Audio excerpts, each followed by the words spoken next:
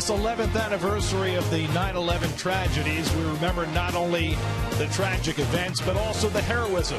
And so it is that the Mets once again honor the heroes, both fallen and living, and remember the victims as well, in an effort to never forget the tragedy of 11 years ago.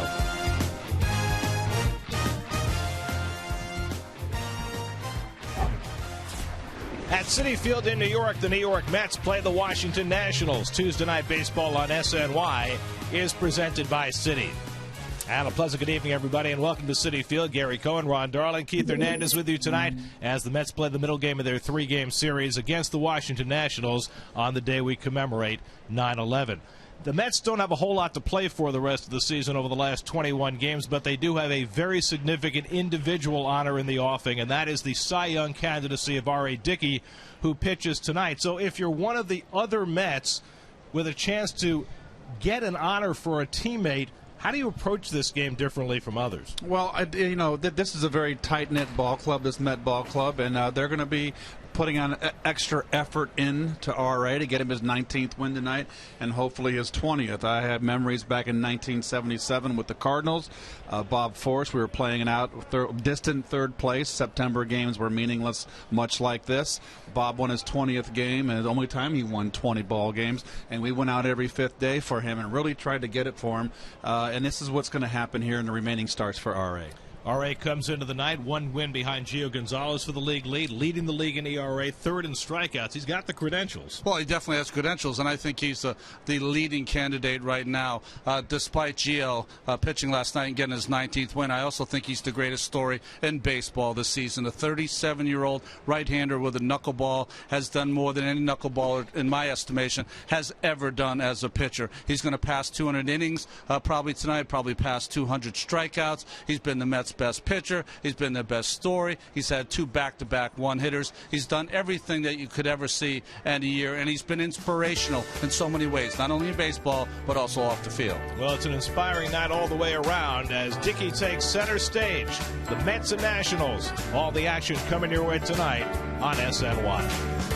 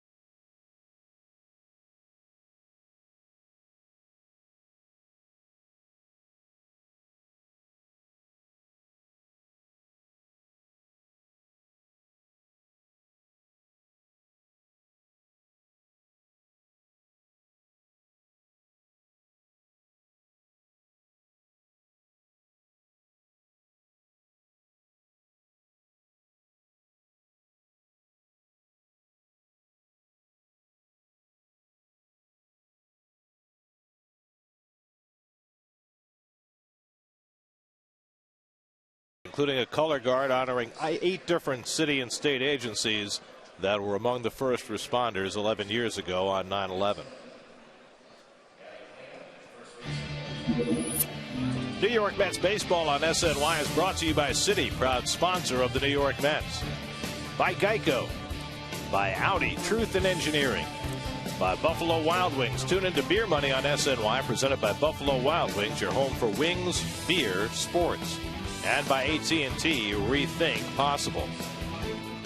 Mets and Nationals getting set here at Citi Field. Let's go down to the field to Kevin Burkhardt. Kevin? Well, Gary, as you saw all the nice pictures here to start the broadcast, batting practice today, of course, the Mets wearing all the caps of the first responders to 9/11.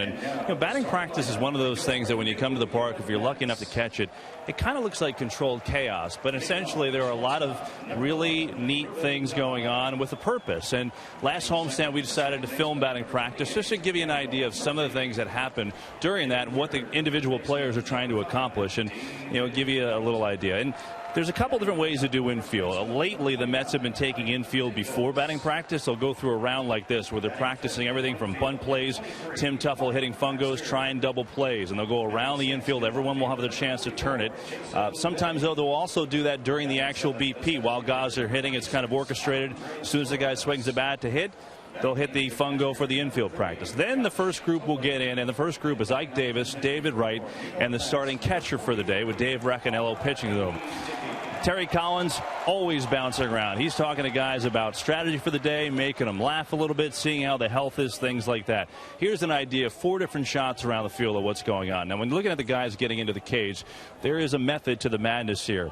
There are 3 or 4 groups of 3 or 4 each. And in those groups, the guys will get 4 different rounds to hit of about 8 to 10 pitches each time.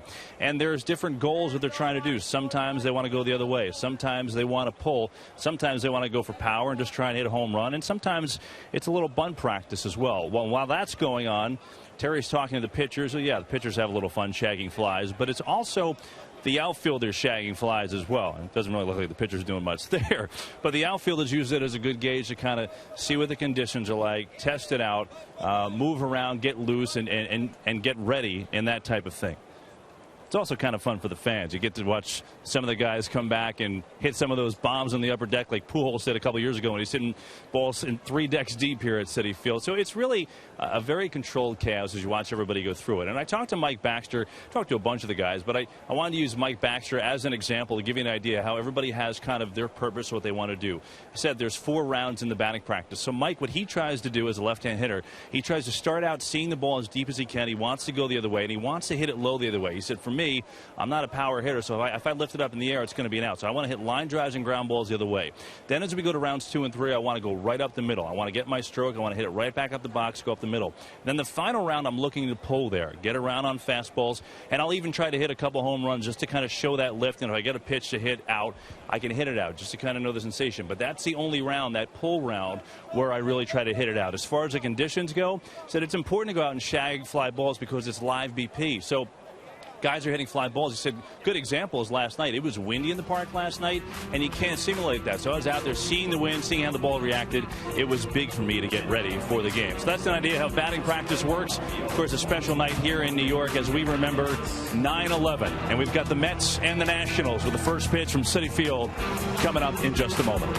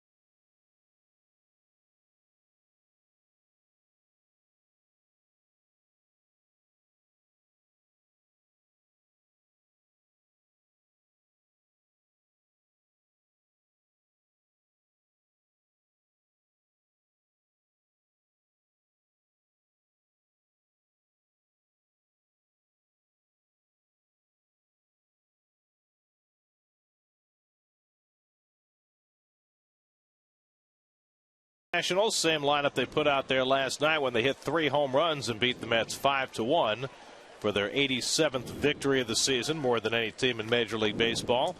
And R.A. Dickey will try and cool them down tonight. His first pitch of the night to Jason Worth is a knuckleball in for a strike, and we're underway. R.A. Dickey's incredible numbers this year. 5 shutouts in his career, 4 with the Mets, 3 this season. It's the Caesars numbers for you. Caesars Atlantic City. Worth has some of the best numbers against Dickey of anybody in baseball. He's hitting .440 against him in 25 at bats, including a couple of home runs. But Dickey has been at his overwhelming best in the first innings of games.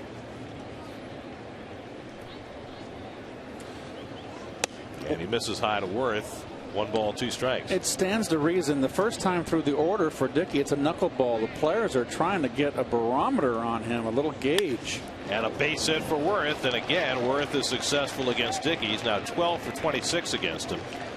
Well, conversely, though, Keith, I've always thought that a knuckleballer in the first inning is trying to gauge how much the knuckleball is breaking. Well, as a hitter, you're going, oh, that one didn't break right there. So that was a tumbler. As a hitter, Ronnie, and I faced Necro, both Necros, you go up there and you hope you see a couple knuckleballs. That's what you're going to get from Phil and R.A. And hopefully he'll miss and you're 2-0 and you've seen 2 knuckleballs. You get an idea. But it's really hard to gauge because they can throw you 3 bad ones and then throw you a terrific one. Well, from his appearance at the plate, it's obvious that Bryce Harper did not write the lineup for the Nationals tonight. Davey Johnson did, because Harper predicted after the game last night that he would not be in the lineup today because he does not have a hit against Dickey. He's 0 for 10. And knowing Davey the way I do, I have a feeling that Harper may only be in the lineup because he said that. He bunts one, it's a foul ball. That ball's off his hand. Well, there's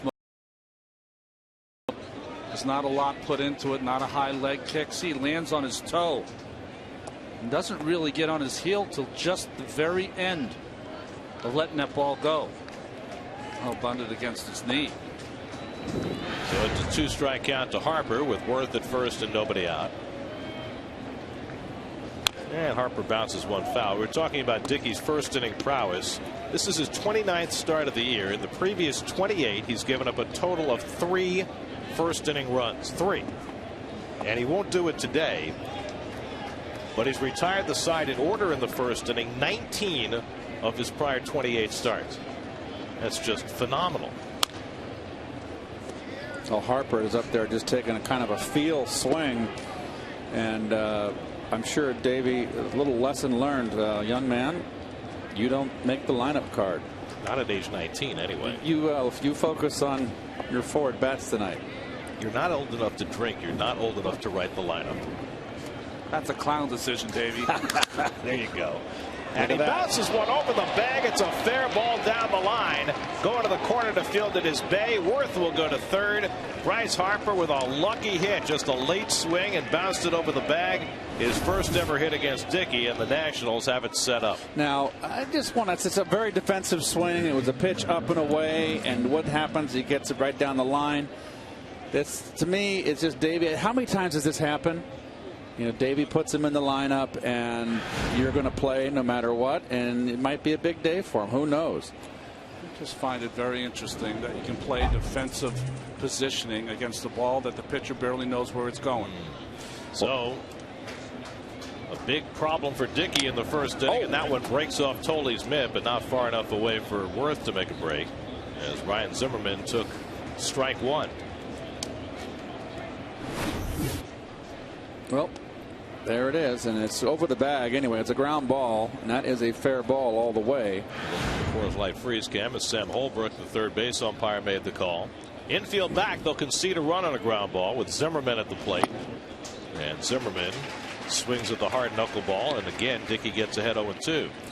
Zimmerman has driven in a run in 7 straight games, which matches the longest streak for any player since the Nationals became the Nationals in 2005.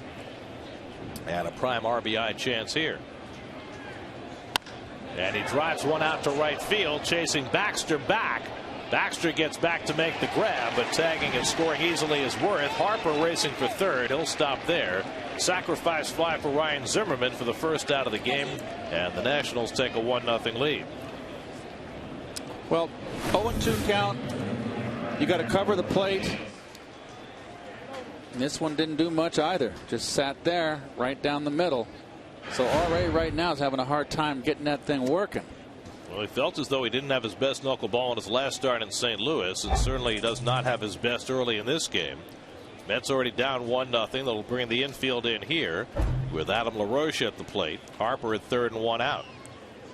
LaRoche 1 for 4 last night, and he bloops one behind Murphy, but Dan will go back to get it. Harper tagging and drawing the throw, and then he goes back to the bag at third. So that's a big second out for Dickey.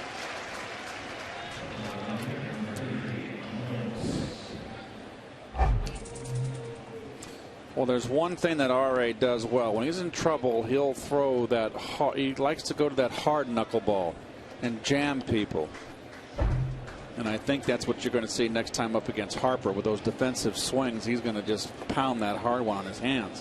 One thing you're going to have to watch here with Harper, he might try to beat R.A. Dickey to the plate if this ball gets away from Tolley at all. Here's Michael Morris, and he takes the high knuckleball for ball 1. And we'll go quickly here on the Lexus Mets defense. Right at third. Okay, he's played a great third base. We talked about that. Tejada in the lineup at short. Bay's out there. Good defensive outfield today. And that's what Terry Collins said before the game. In choosing his outfield, sitting Duda against a right-hand pitcher, he said, with Dickey trying for a Cy Young, I want my best possible defensive outfield. And that's why Bay, Torres, and Baxter are out there. 1-1 to Morris, who's got a 7-game hitting streak going. He watches that one sail away. 2-1, and Dickey's been up with the knuckleball consistently in this first inning. That was a nice catch by Josh, though. Ooh, he threw that one. That was not 80 miles an hour. He threw that. He put a little mustard on that one. Ian Desmond waits on deck. And that one moved. 2-2. What's interesting is Morris was neutralized last night with fastballs hard inside. This knuckleball, even though it's dancing, a little better swing as far as timing wise for Morris. Dickey had the sharp left turn going on that last one. Bryce Harper at third. The 2-2 to Morris sits high and a full count. And it is sailing on him early. I've never seen him throw it so hard. He's really, I think he wants just to get out of here with 1 run. He's that close to the prize. And he gets Morris to end the inning. Strikes him out with the 3-2 knuckleball, so Dickey limits the damage to 1 run, just the 4th first inning run he's allowed this year.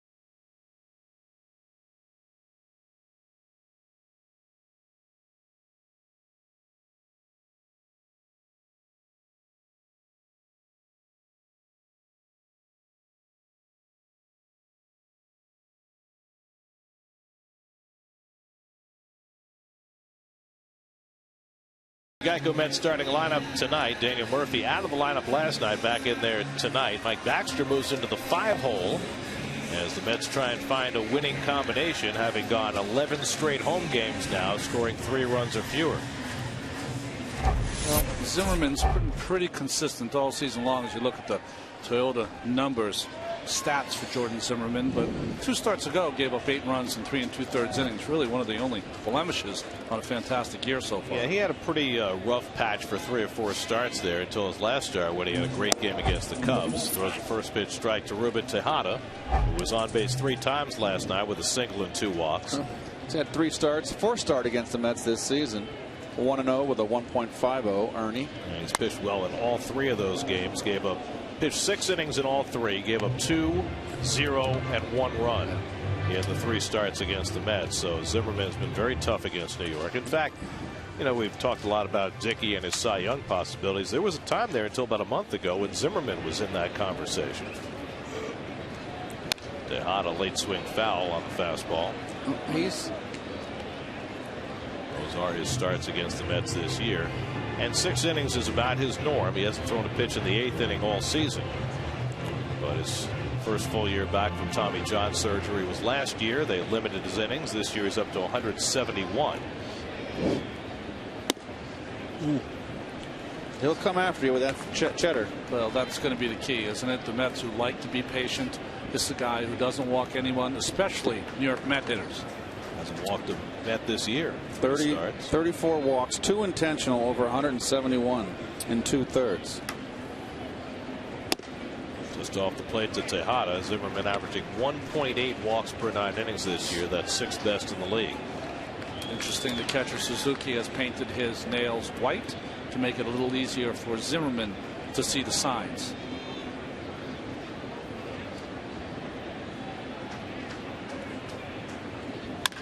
Up the middle, and Tejada's got a leadoff hit. So just as Worth began against Dickey, Tejada takes one right back up the middle against Zimmerman. And the Coors Light National defense. Well, LaRoche is really underrated as a first baseman. Worth can really pick it out there in right field. Harper can go get him in center. Pretty good combination up the middle, and Desmond and Espinoza, and of course Zimmerman's Gold Glove winner over there at third. It's a good defensive ball club. Daniel Murphy's really the only hot hitter in the Mets lineup right now. He had a pinch hit single in the game last night. Last 11 games, Murph's hitting .340, has his average back up to .292. So on a team that is run starved right now, the Mets need for Murphy to stay hot and some other people to find a big hit, which has been sorely lacking.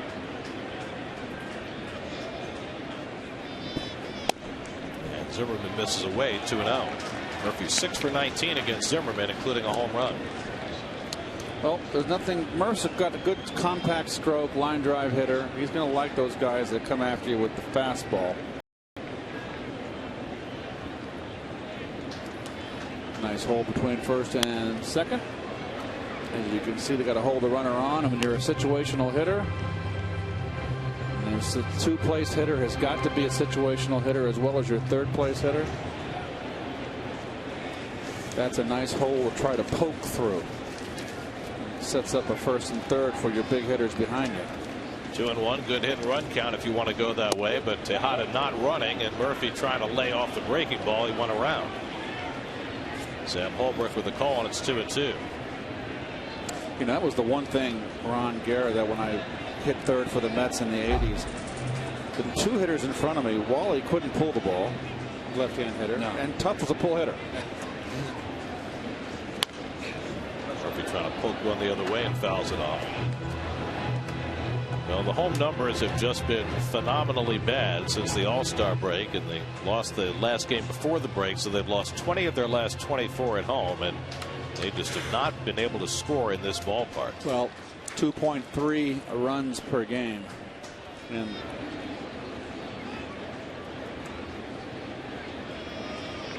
And it's gotten worse because in the last 11 games at home, the Mets have scored a total of 17 runs. 17 runs in 11 games. Well, their runners in scoring position, hitting with runners in scoring position, has dropped off a cliff, too, in the second half. 3-2 with nobody out. Tejada at first. Zimmerman not a huge strikeout pitcher. So Tejada runs and Murphy makes contact, flies it out to left. Morris over near the sidewall, reaches but can't make the play, and it's a foul ball. Got close to it but couldn't reel it in. He really misplayed this. He just did not look like, oh, he should have got to make that play. That's got to be tough though with the sidewall coming up. Yeah, but the ball was behind him. He didn't play this well. Just inside the stands. He didn't play it well at all. He's not known for his glove out there. I mean, they made a defensive change last night with him, did they not? And they generally will take him out for defense late or move him around. So if you're Murph, you go, thank you.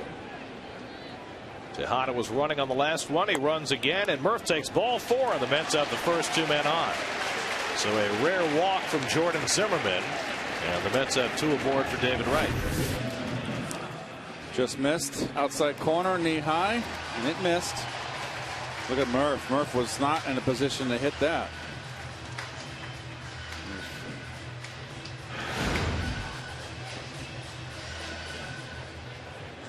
So now it's David Wright, still 5th in the National League in batting at .313, but the power has fallen off considerably. 80 runs batted in for the year. 2 runners aboard for him here with nobody out in the first, and the Mets down 1-0.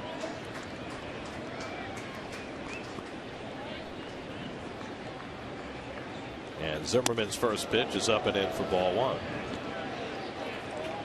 You see the numbers on David, and the slugging percentage stands out. He's dropped over 160 points from the first half to the second half.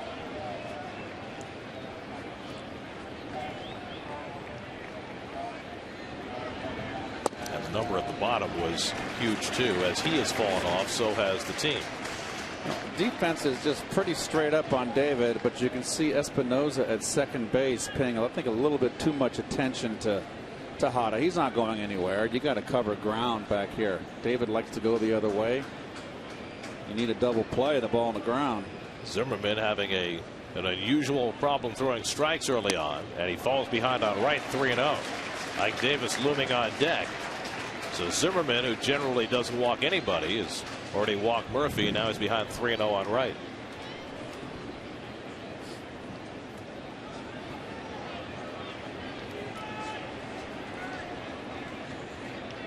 Don't often see David swinging 3-0.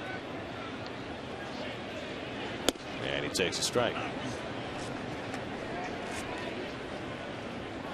Davey Johnson's team is poised with the best record in baseball right now. They've had the best pitching in the league all year.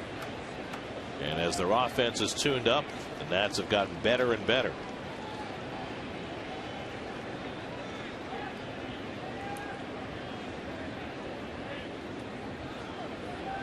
And Wright takes a strike. A 3-1 slider from Zimmerman. Late call by umpire Rob Drake. Good pitch, though. It's kind of a flat get me over slider, but put it on the corner. So it's 3-2. Tejada at second, Murphy at first with nobody out. Fastball in, Keith? Yeah, I would think that's what I would want to be thrown. And the curveball in for a call, strike 3. Now Zimmerman fell behind 3-0 through fastball, slider, and then curveball, and he gets right looking for the first out. Watch David's shoulder, front shoulder. Oh, but he kept it in. He was just completely buckled. That is buckled my world on a pretty nasty breaking ball. So 1 away, and now Ike Davis, and so it has gone for the Mets offense. You know, you go back to July the 22nd. The Mets had a .268 team batting average with runners in scoring position through their first 95 games. That ranked them second in the National League at the time through 95 games. Since then, it has been an entirely different story. As Davis takes a curveball for a strike. The last 46 games starting on July 23rd, the Mets are hitting .186 with runners in scoring position, the lowest in the major leagues. So they've gone from just about the top to all the way at the bottom. It's almost like somebody flipped a switch. This team that thrived off the big hit the first half of the year. 1-1 now to Davis. Ike with 26 homers, 78 runs driven in. Just 2 RBIs behind Wright for the club lead. Oh, look at the Phillies. Phillies just 5 out of the wild card race now after winning last night and off to a fast start tonight. Oh, you don't usually get that pitch. That's the catcher sitting inside, pitcher missing away, and home plate umpire gave it to him. Rob Drake calling the balls and strikes tonight. Oh, that had the corner. It was a strike. It definitely is. You just don't always get that pitch. So Ike was moaning and groaning about that a little bit, and that's a strike. Suzuki out for a conversation with Zimmerman, who's had his ups and downs lately. We mentioned he pitched a good game against the Cubs his last time out. As you look at the umpiring crew, Joe West, the crew chief, Jeez, Joe Klinsky and Sam Holbrook rounding out the crew. Joe's old as dirt out there. Jeez. It's pretty interesting that Zimmerman has struggled since really the acquisition of Suzuki, and you saw the frustration of him throwing the ball in his glove, Suzuki going out there straight away. Sometimes a catcher comes in, even a veteran catcher, and sometimes you just can't get it together. Before that last start against the Cubs, his ERA in the previous 4 starts was 7.91. So this has not been his best piece of the year. And that curveball misses to Davis, 2-2. It's the pitcher realizing that he doesn't have his good fastball. He doesn't have the good command of his fastball, and he's gone to plan B. Already thrown 24 pitches with 1 out in the first inning. Let's try to cash in. 2-2 to Davis, and that's just off the plate, the full count. Oh, Jordan wanted that one. That's 3 straight full counts from Zimmerman. The same pitch that he threw to Murphy. It's away. Yep.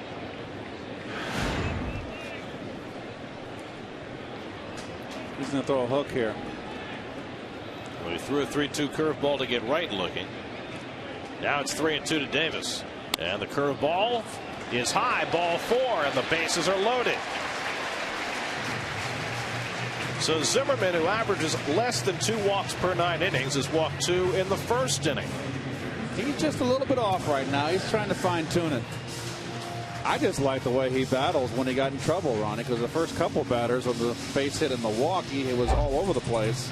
You know, the problem is obviously he's frustrated with his catcher a little bit. He's frustrated with himself, and he's frustrated with the umpire's call. So for a Mets team that has not had a multiple run inning in 106 innings, they've got a chance here with the bases loaded and 1 out. And it's taken for a strike by Mike Baxter. I should say the last 106 innings at home. That's the qualifier. It's the second longest streak in Major League history. Tejada, Murphy, and Davis are aboard with 1 out.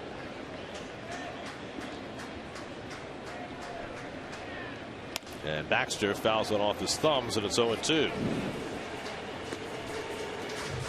Unusual position for Mike Baxter to be hitting 5th in the batting order. Jason Bay in the lineup because of his defensive prowess is on deck. This guy's a bulldog out here, I tell you that. Zimmerman.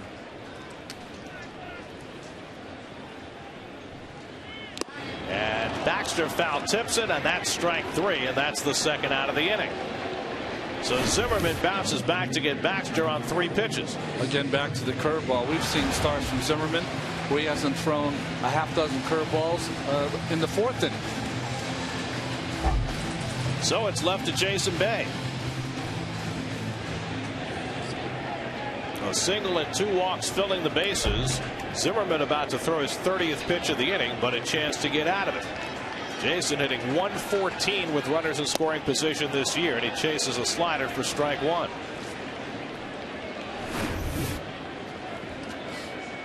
Well, he chased a bad one here. I think this is one where he was just sitting on fastball. He's going to fire it wherever it was. So Zimmerman throws it in the same spot, misses, 1-1. Well, Zimmerman's been the best in baseball this year, holding hitters with runners in scoring position. Dickey 3rd on the list. And now he's 1 strike away from getting out of the jam. This is good up. He wants it away, but he misses up and in. Beats Jason. Bay, who had a grand slam in Miami on the last road trip, batting with the bases loaded, 2 down. And he goes down swinging, and Zimmerman gets out of it. The Mets, who have been wasting opportunities seemingly for months, waste another in the first inning. 1-0 Washington.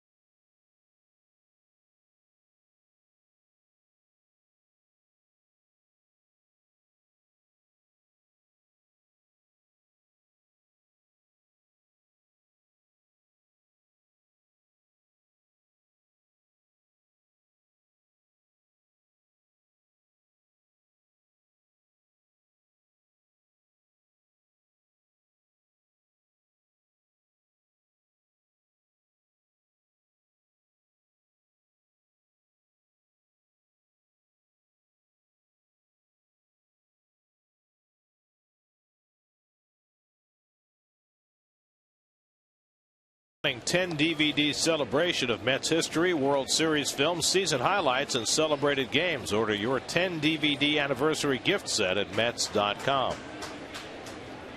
Jordan Zimmerman got out of a jam, and R.A. Dickey's right back in one as Ian Desmond shoots the gap in right center field, and Desmond cruises into second with a leadoff double. So Dickey, who did well to allow just one run on the top of the first, throws one pitch, and he's right back in trouble.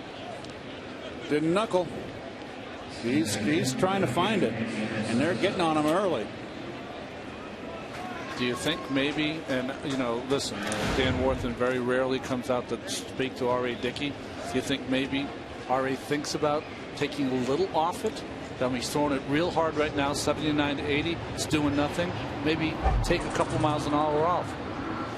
It's like he's got his blood up, Yeah. And Danny Espinosa, a switch hitter who chooses to bat right-handed against Dickey. I would want him to hit left-handed right now and taking more chance to pull the ball and advance the runner. Smart. Higher average hitter as a right-hand batter. And quickly in an 0-2 hole. Espinosa just 3 for 20 against Dickey, but those hits, if memory serves, came recently. Dickey's had 2 starts against the Nats this year where they've roughed him up a little bit. Gave up 4 runs and 10 hits in one, 5 runs and 8 hits in another.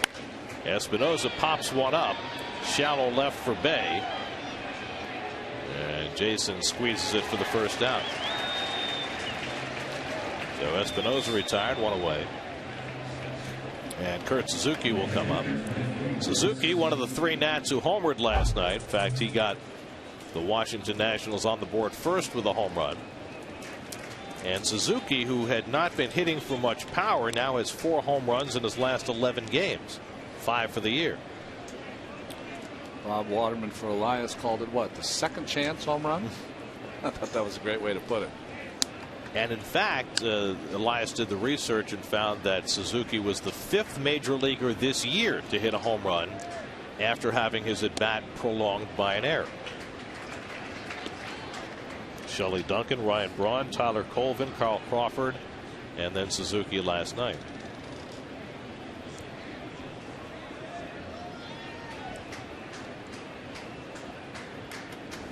There goes the runner from second. The throw by Tolle right on the money, and Desmond is tagged out. Perfect throw from Josh Tolle, and Desmond is thrown out trying to steal third. Well, not a bad effort here to get something going.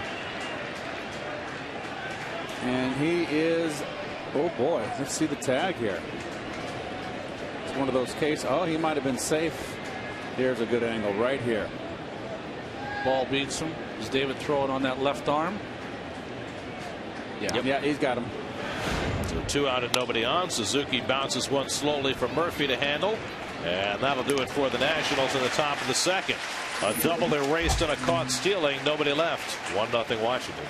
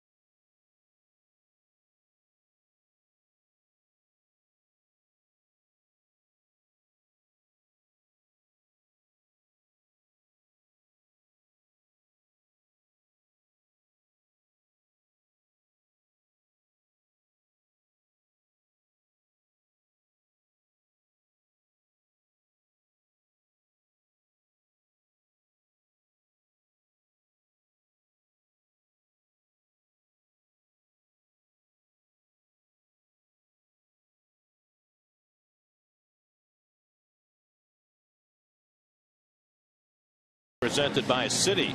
Welcome to Citi Tuesdays, where Citi credit and debit card holders enjoy savings and benefits at Citi Field. Learn more at Mets.com/Citi Tuesdays.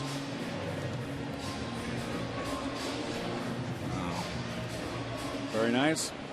You know, it was a gorgeous day in New York today, and when I looked up at the sky this morning, I couldn't help but think that it was just as clear a day as it was 11 years ago today. Yeah. Here's Andres Torres trying to bunt his way on and pops one up, and Adam LaRoche makes the easy catch. 1 pitch and 1 out for Jordan Zimmerman in the second. Not a bad idea by Torres, just not good execution. We've seen that twice in 2 days, with Dallas being last night and Torres here.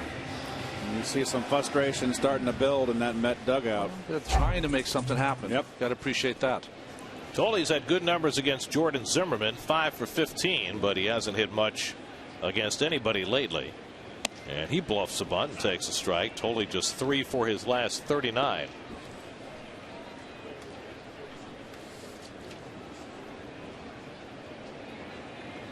Zimmerman hoping for a quick inning after a first inning slog who saw him throw 33 pitches and work out of a bases loaded jam with a couple of strikeouts of Baxter and Bay.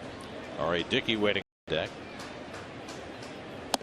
And a late swing by Tolley on the fastball, 1-2. The Nats pitching staff has been at the top of the league all year long. They've allowed the fewest hits. They've given up the fewest home runs of any staff in the National League. You know, part of it is just outstanding talent, but their pitching coach has stressed that those strikes, they're going to be aggressive, they're going to go after hitters, and to a man certainly do it. You know, I really think you talk about a manager has the team takes on the personality of the manager. I think a pitching staff can take on the personality of a pitching coach that they love. Yeah. And respect. Good call. Of course, they made the change in pitching coaches last year, bringing in Steve McCatty. McCatty is if you get to know him, and you love him, but he's a no nonsense kind of guy. You don't think of him as an old pitcher. He seems like an old everyday player. Well, remember he pitched for Billy Martin. He played for Billy. I know. he pitched for Billy. He can pitch for anyone. I mean, Art Fowler was the pitching coach, but really, Art was there to hang around with Billy. Line the other way, and Tolley sinks one into left, and Morse comes sliding in and does not catch it. It's a trap, and Tolley has a base hit. Nice effort by Michael Morse, but Tolley's aboard. And the proper call here, I think this ground, he trapped it. Yep. Nice deke. Well, the most immediate call came from second base umpire McClinsky. Boy, it almost looked like it did hit that ball hit the bottom grass, of the leather. or did it hit the glove and go into the glove? The bottom of the leather and up and in. Let's check it out. That could have been a catch. Let's check. Coors Light freeze cam. Almost too close to call. If we're going to freeze it, come on, Coors Light. I mean, that very rarely happens, but it does happen, where that ball will hit the fingers of the glove and then bounce into the pocket. Dickey up there to bunt. He's got 10 hits and 9 sacrifices this year. And he pushes one to LaRoche, but too hard. LaRoche gets the force, and Desmond turns it over for the double play. 3-6-4 to end the inning. So Dickey, normally very adept at bunting, unable to advance a runner there. So he'll head back to the mound, down 1-0.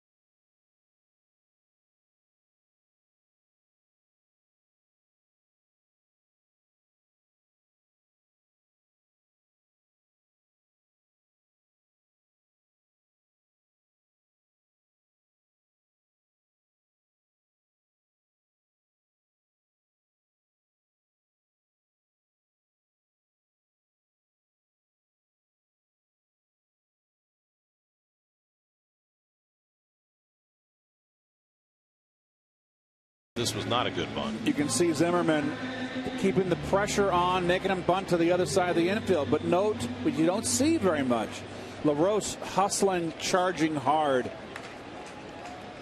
Let's go back to that play on Tolley's hit. Did it hit the ground or the pinky of the glove? Tweet it. Let's tweet it.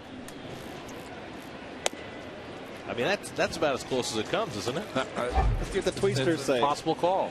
When Keith is appealing to the tweetsters, you know it's close. Zimmerman has 9 hits, including a home run this year, and Jordan hits one in the air to center field for Torres. And so for the first time in 3 innings, Dickey retires the leadoff hitter. So 1 out and nobody on. Jason Worth coming up. Worth singled up the middle and scored the only run of the game.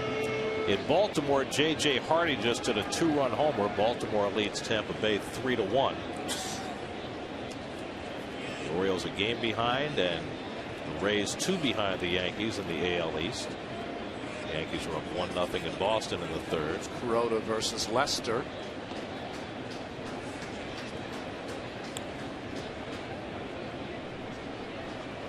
Dickey trying to figure out a way to get Worth out. He's had his number. It's Matt Moore and Jason Hamill, the game in Baltimore. Doc Holliday, a little human. Gave back 2 out of 3. 3-2 Phillies. And a fastball from Dickey. Trying a little different wrinkle, or non-wrinkle, and it's 1-1.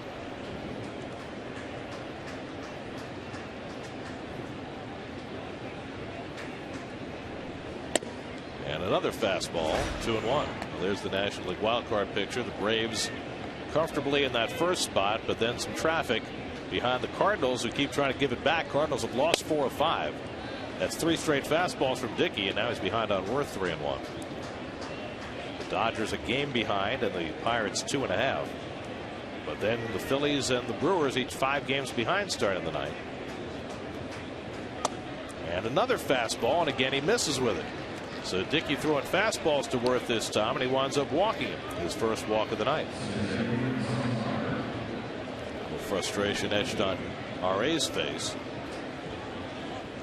Now he'll face Bryce Harper, who tried to talk his way out of the lineup but was not successful, and wound up with an opposite field double his first time up. Oh, I think he's going to be pitched the hard knuckleball inside, because he had very defensive swings.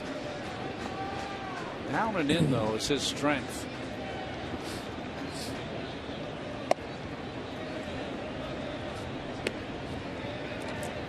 I think you're right, Keith. R.A.'s got a heat on. He just, you know, he's just. He wanted the ball back from Tolley. He's frustrated. He's, you know, he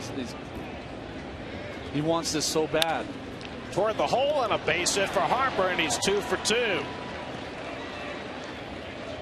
So Harper somehow finds himself in the lineup against his wishes, and he's got hits his first 2 times up. Well, there you go.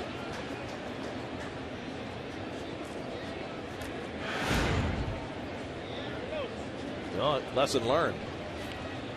Right? Davey stuck him in the lineup, 0 for 10 against Dickey or whatever, and I think all good hitters feel this way. If they're 0 for 10 against someone, that means he's going to pay at some point. Well, this is a young kid right here, and pretty much straight up against Zimmerman here. Zimmerman drove in the first run with a sacrifice fly, and he takes that one out of the strike zone. It's almost like him saying when he made the statement, and I'm sure it was purely innocent, I'm 0 for 10, I probably won't play tomorrow. It's like, punt. Yeah. And Davey heard that and said, you're in there. Again, 19 years old. Zimmerman gets under 1 to left field, and Bay is right there waiting. Worth tagging at second, but he's not going anywhere, and that's the second out. I was trying to decide which 5'5" second baseman from Harvard I was going to get out when I was 19 years old. And these big leaguers. Whoever he was probably not cheating on exams. That's right.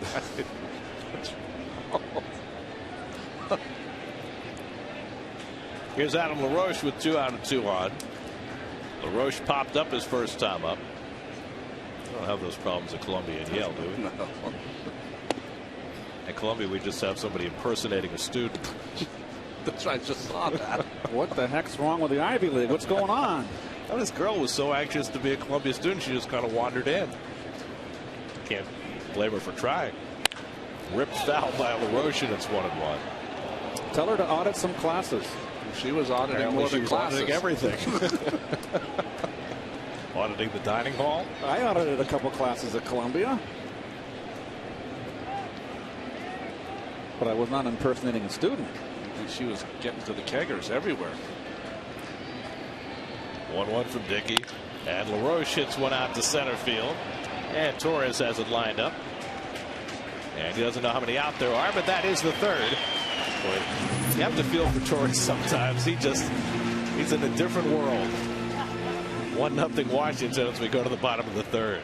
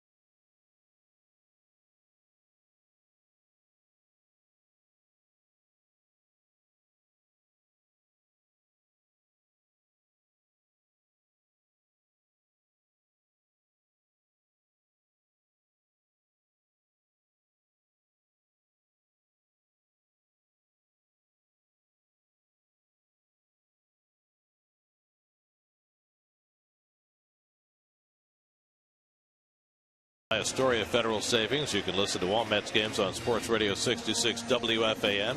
Final game of the series tomorrow night with Matt Harvey against John Lennon. Then the Mets are off to Milwaukee for the weekend before coming right back to Citi Field for their final homestand against the suddenly resurgent Phillies, the Marlins, and the Pirates. They're your City probables for tomorrow. Harvey makes his second to last start. And the local product John Lennon from Long Beach will go for the Nats, taking Steven Strasburg's spot in the Nats rotation. Top of the batting order, Ruben Tejada leads off against Jordan Zimmerman in the home third. Tejada singled to center his first time up. And a fastball in for a strike from Zimmerman. Murphy and Wright to follow. The Mets had a golden chance in the first inning. Bases loaded and one out, didn't score. Got a runner aboard in the second and again did not score. So that's now 108 consecutive home innings without scoring more than one run in an inning. Bearing down on those 1909 Washington Senators, who have the all-time record at 119. Lofted right center. That'll fall for a hit. And Tejada's 2 for 2. So Ruben was out a few days off in the last week. Got on base 3 times last night. He's 2 for 2 tonight. Nope. First time up, fastball in with 2 strikes. Got a base hit up the middle. Harry gets a little cutter and goes right with it nicely. So much of that throughout the season from Ruben. Serving that ball to right field. He's got a beautiful, just takes it back, and very simple, huh, Keith? Yep. When he gets tired, he gets a little bit, as Gary would say, corrected me last time, unwieldy. You like that word, huh? Yes. It never applied to you. Right? You were never unwieldy. I could get a little unwieldy up there. I think of you as supremely wieldy. Here's Murphy, who walked his first time up. And Murph takes up and away for ball one. Zimmerman walked 2 in that first inning, quite uncharacteristically.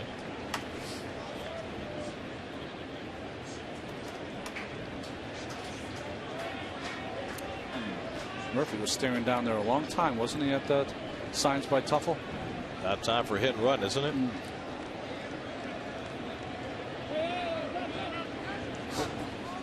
Oh. Murphy asked for time, thought he had it, then saw Zimmerman about to throw a pitch and got a little nervous. Oh, jeez.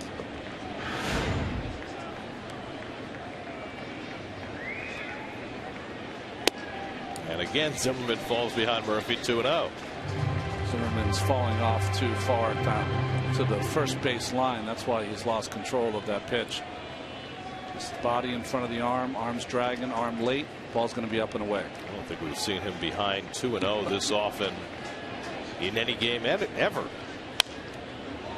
Murphy fouls it off 2-1.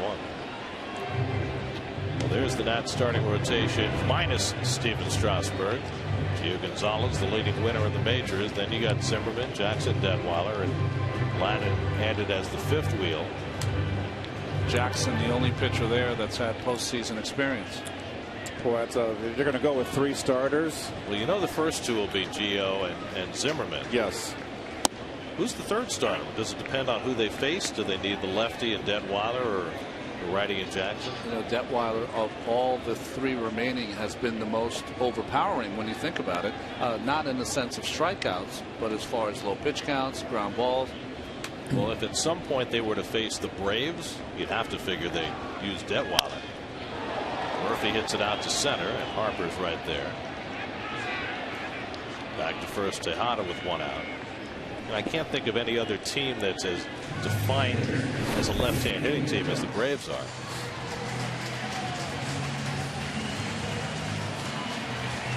Got in on Murph's hands. Good swing. Just got in on him.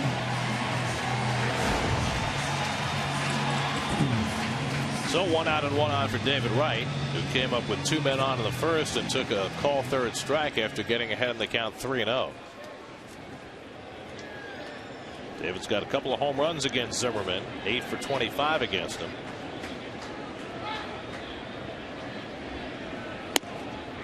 And he takes the letter high strike.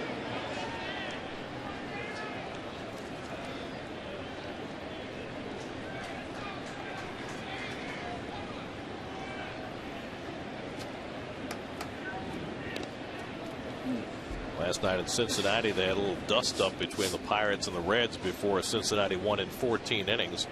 At one point, Brandon Phillips got hit by a pitch from Jared Hughes. The bench is cleared. Phillips had some comments after the game via Twitter. Accused one of the Pirate players of having said something racist. He and Hughes apparently had a phone conversation before the game today to try and clear it up, and apparently everybody kind of shook hands and said they put it behind them. And then Phillips hit a home run his first time up tonight. And the Reds are up 4-1 in the 3rd. 1-2 now to Wright.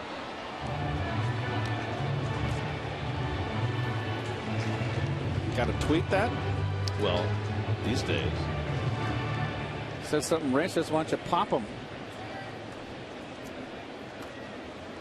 That's the way to settle it.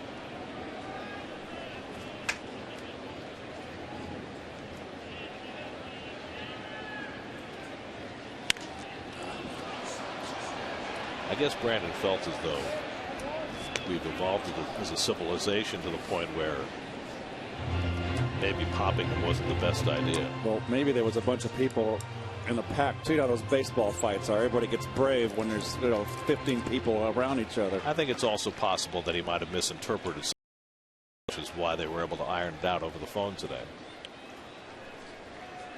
Here's the 1-2 to David, and he fouls it back. I would say that Zimmerman, of all the starters in the National League, pitches David consistently more in and up in the strike zone than anyone in the National League.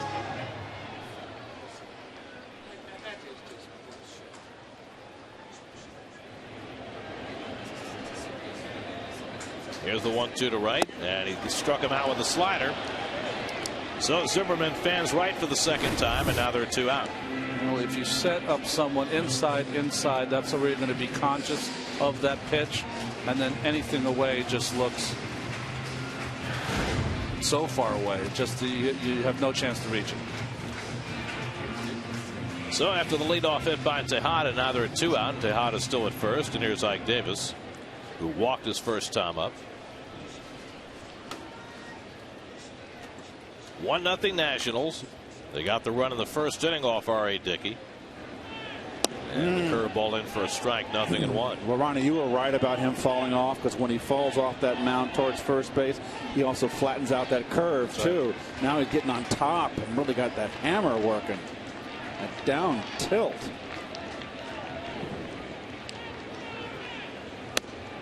It's a young pitcher coming off surgery, not pitching a full season, although 160 innings last year.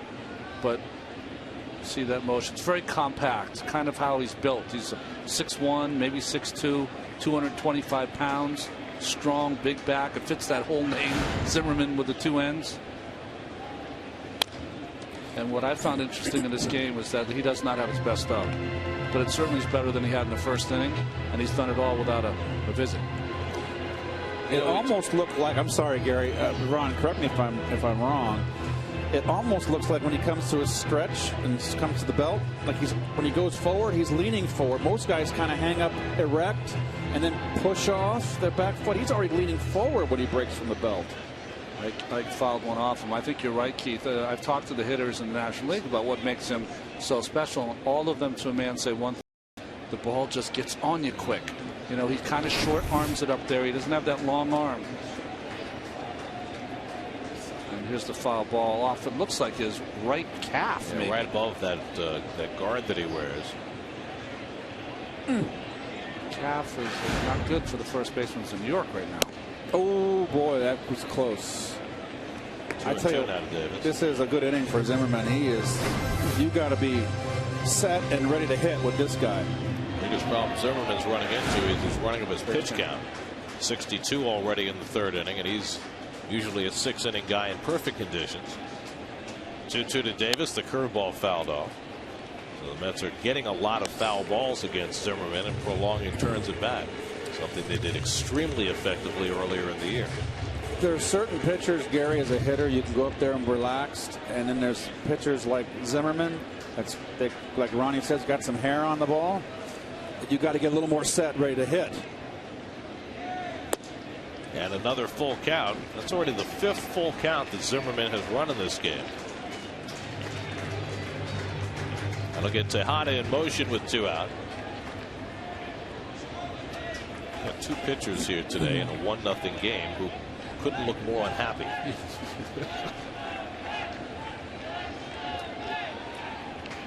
Roche behind Tejada, 3-2 to Davis, and he bounces the slider foul. Happens sometimes. You come to the ballpark, and I don't care what's going on, you're just in a bad mood for the entire time you're here or on the field. I've seen both Zimmerman and Dickey snapping at their catchers, tossing their head in frustration. It's a 1-0 game. Yeah, it's a 1-0 game, but they both want it really bad. Zimmerman struggled a little in his last starts, as you mentioned, and Dickey going for 19. 3-2, curveball. Did he go? They check at third. No swing. Ball 4 to Davis, who walks for the 2nd time. 3rd walk given up by Zimmerman, and the Mets have 2 men on. Well, pretty good at bat by Ike. 2 good at bats by Ike. Well, I think it's one of the best at bats of the game so far. Curveball for a strike, fastball up. That's the one he fouled off his calf. Holding off on that pitch, fouling off a difficult curveball, took that away. Fouling off another tough pitch, and this curveball nasty, but able to hold up. Good at bat by Ike. So 2 out and 2 on for Baxter, who struck out his first time, and he takes a fastball for a strike. Baxter hitting 5th for the first time this year. Struck out on 3 pitches with the bases loaded and 1 out in the first. Baxter's numbers have fallen off considerably. He's 0 for his last 11 and 6 for his last 40. Batting here with 2 out and 2 on. And Mike hits one out to left field, easy for Michael Morse. And that retires the side. So Zimmerman again gives up a couple of base runners and gets through it. Dickey back to the mound, 1-0 Washington.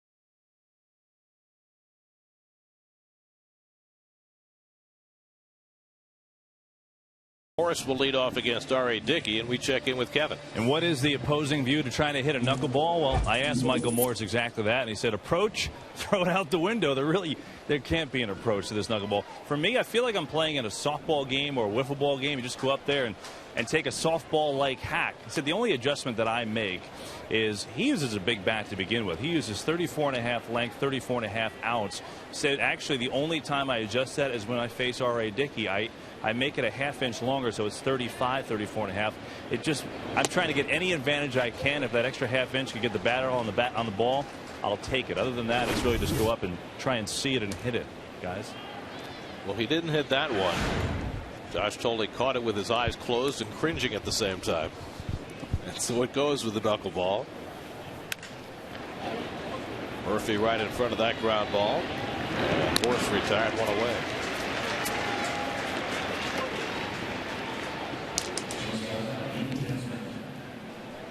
That'll bring up Ian Desmond, who drove a double to right center, leading off the second. Later was caught stealing third. Nationals got their run in the first inning. Worth singled, Harper doubled, Zimmerman lifted a sac fly. Dickey did well to avoid further damage. Mets wasted a huge chance in the bottom of the first, and so you got two pitchers in a 1-0 game. Neither one of whom has been happy with what has transpired so far. 1-0 to Desmond. Well, the Nats have had their opportunities in the first 3 innings to get to Dickey, and Dickey's pitched out of it. The slower knuckleball is popped up into shallow right center, and Baxter eases in to grab it. Quickly, there are 2 out.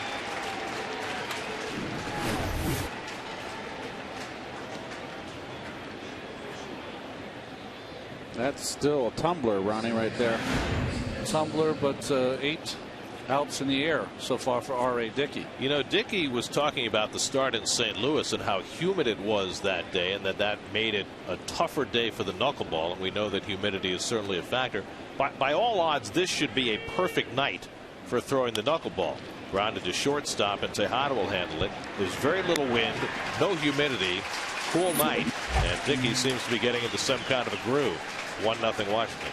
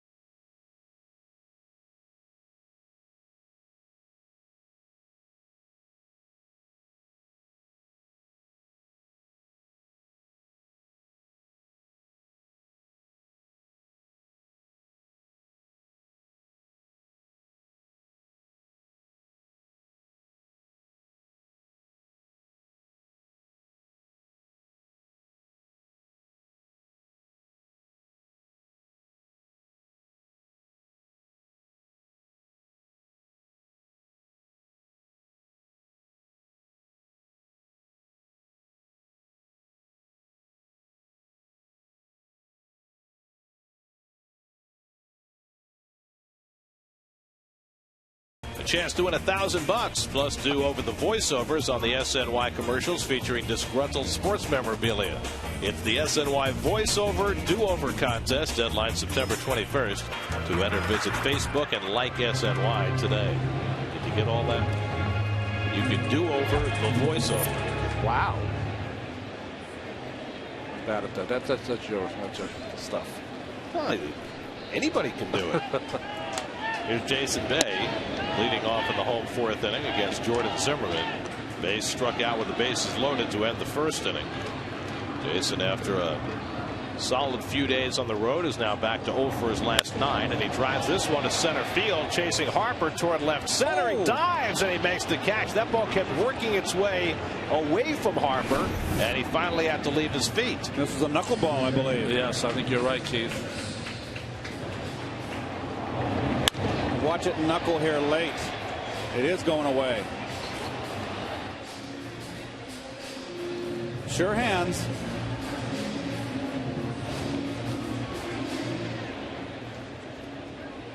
Nice recovery. So 1 out and nobody on. Andres Torres takes ball 1. Torres tried to bunt his way on and popped one up to LaRoche's first time up.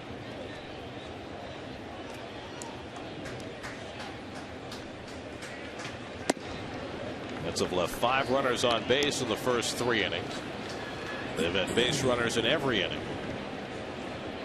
Zimmerman has already walked 3, far beyond his norm.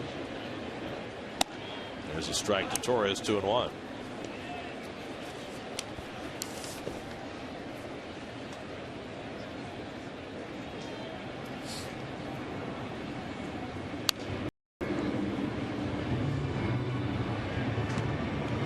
Zimmerman has had only 3 other starts this year in which he's walked 3 or more batters. And only once has he walked more than 3. That was back in May. He walked 4 in a game against the Phillies. Here's the 2-2. And Torres waits on it and lines it to Ryan Zimmerman for the second out. Well, nice job by Torres waiting on the curve, but there was Ryan Zimmerman with that big glove. Well, it's a big hang with him. Nice hitting by Torres on the breaking ball. Didn't find the hole. The book got him, right? So 2 well-struck balls here in the 4th and 2 outs. And now Josh Toley, who had a base hit his first time up. Ball that was trapped by Morse in left field. And he takes below the knees for ball 1. So Zimmerman with a chance for his first 1-2-3 inning of the night. And gets a strike, 1-1. The Nationals have committed far fewer errors this year than last year. Of course, they're an entirely different team than they were last year. Who works quicker than these 2 pitches right here? R.A. Dickey and Zimmerman. Can't wait to get the ball to the plate. That helps your defense.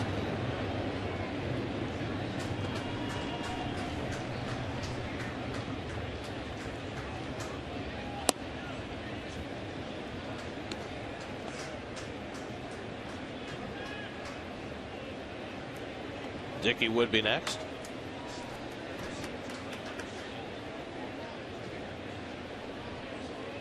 Two to Toley, and he fouls one away.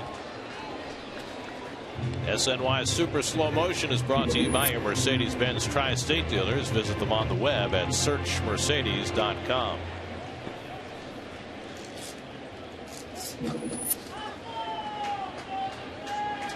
Again, the 2-2 from Zimmerman, and the curveball top toward first, a foul ball.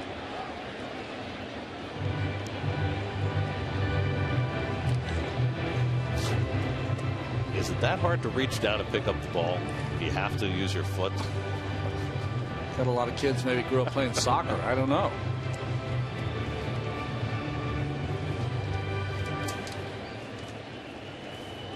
Well, the Mets have been fouling off enough pitches, and Zimmerman's been erratic enough around the strike zone that he's got it up to 80 pitches now in the 4th inning, despite not allowing a run. And now another full count, his 6th full count. He's only faced 17 batters. Yeah. Well, he doesn't have it, and he's got a shutout. 4 2/3, 3 2/3. Well, Gio Gonzalez was not sharp last night and allowed just 1 run. And Tolley goes down on strikes to end the inning. 5 strikeouts for Jordan Zimmerman. His first 1-2-3 inning of the night. We go to the 5th, 1-0 Nats.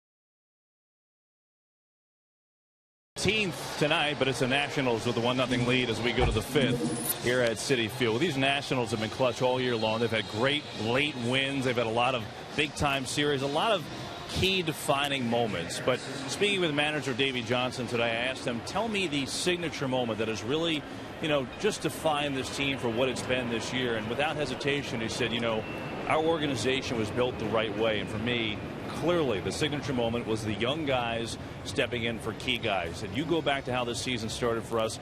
We were without our left fielder, the power guy, Michael Morris, right from the get-go. We were without our closer, Drew Storen, right from the get-go. We knew during the middle of the season Jason Worth gets hurt.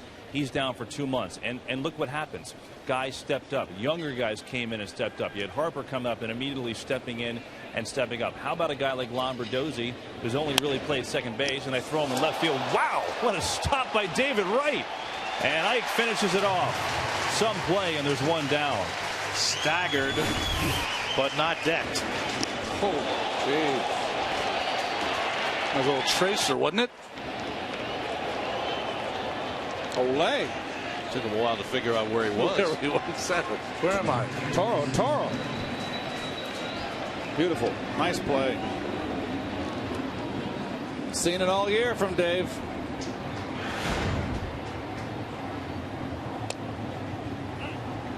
You were saying, Kevin? I almost dropped my microphone on that play. It was startling. Wow. Just finishing the thought from Davey on Steve Lombardozzi. He said, here's a guy who, for an example, only played second base. Morse goes down. He said, hey, you're playing left field and you're leading off.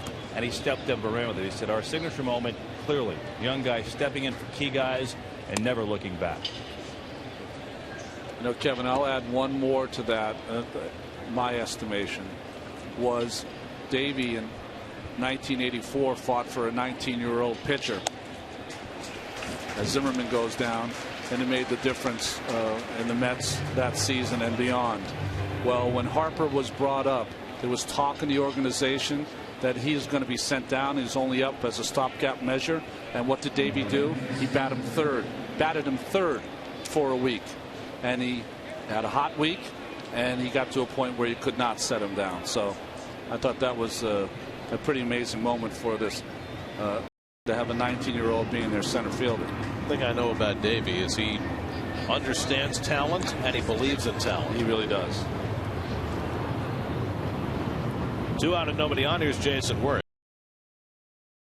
And you hear it from everybody who's ever played for Davey Johnson.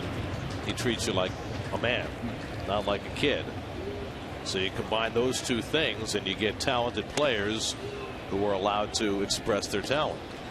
Davey was all about, he believed in you so much that he would never say, hey, if so-and-so wins 15 games or Keith Hernandez bats 300, he would just go, hey, Keith gets his 500 at bats. If Darling and Gooden get their 70 starts, we're going to be great. That's how he felt about it. If you were out there on the field, he knew you were going to get it done. Dickey continues to struggle with Jason Worth, who has a single and a walk today, and is 12 for 26 against RA. He still hasn't figured out a pattern for him. Threw him all fastballs the last time, and this time a 3-1 knuckleball misses, and Worth's on for the third straight time. I have never seen him this annoyed. Give me the ball. Let's go. He took that ball as soon as he threw it in the dugout. That one's no good. Give me another one. He's now walked 2. He struck out 2. Dickey started the night with 195 strikeouts, third in the league. He's now tied Steven Strasburg for second. Of course, Strasburg will get no more. Clayton Kershaw with 201 leads the league, just 4 ahead of Dickey now. Oh, 2 balls hit to the left side of the infield. So look at Tejada even moving over more to take that hole away. And this one pulled into right field, and Harper is 3 for 3. Worth will go first to third. And the Nats have runners at the corners with 2 out. Well, it's kind of like a guy who plays who isn't expected to because someone gets hurt. Harper playing because his manager felt more confident about his ability than he did to hit R.A. Dickey, and all he's done is go 3 for 3. There you go. I guarantee you Davey's going to have a big joke with Bryce Harper either after the game or tomorrow. He's going to smile. You know what they're smiling about. Yep. And that's why R.A. was so annoyed with the walk to Worth. Doesn't take a lot. Ryan Zimmerman takes a strike. Zimmerman has driven in the only run of this game with a first inning sacrifice fly. His 8th straight game with an RBI. First Washington National ever to do that. But since then, Dickey has been solid in run scoring situations. And Zimmerman pops it up. Tejada calling, and Murphy comes over, but Tejada able to make the catch, and Dickey sidesteps another damaging inning. Halfway through now at Citi Field, 1-0 Nats.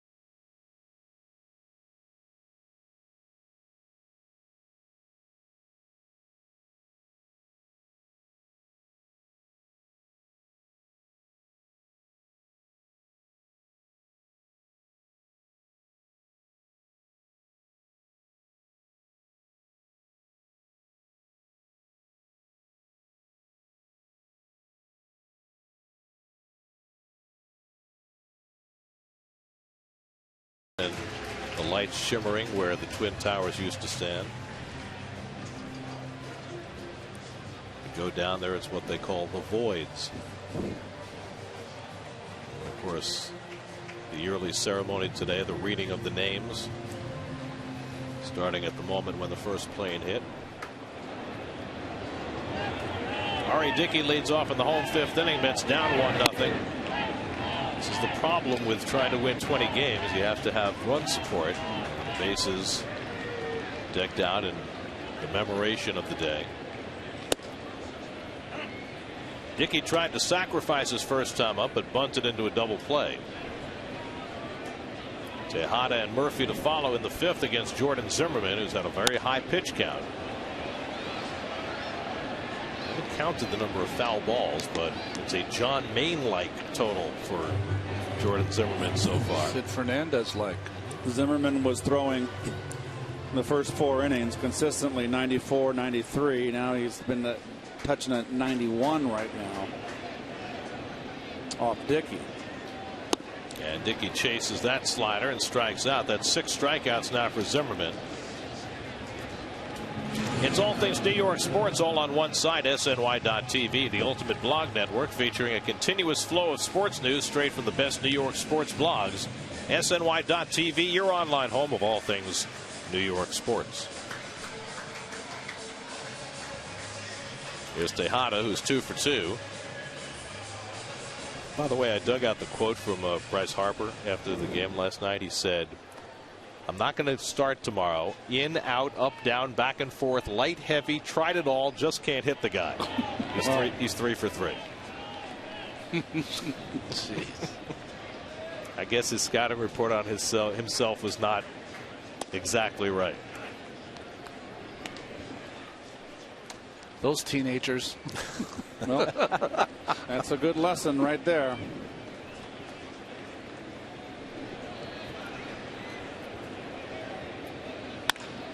A liner over the head of Espinosa, and Tejada is 3 for 3. Well, the 22-year-old matching the 19-year-old. Fastball in, and this is when he's at his best, when he can inside out and stay level like that on that pitch up. So the Mets have 4 hits tonight, and Tejada has 3 of the 4. Now Daniel Murphy has walked and flied out 0 for 1.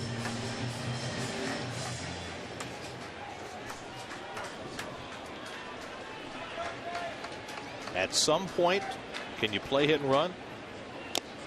Oh, threw that one right by him. You would think tonight would be the night because of the swing, a lack of swing and misses against Zimmerman, but how about a lack of offense? Get something going. I mean, Zimmerman in his last start against the Cubs had 16 swings and misses, but he has not been a swing and miss pitcher tonight. Not that way. Quickly gets ahead on Murphy, 0-2.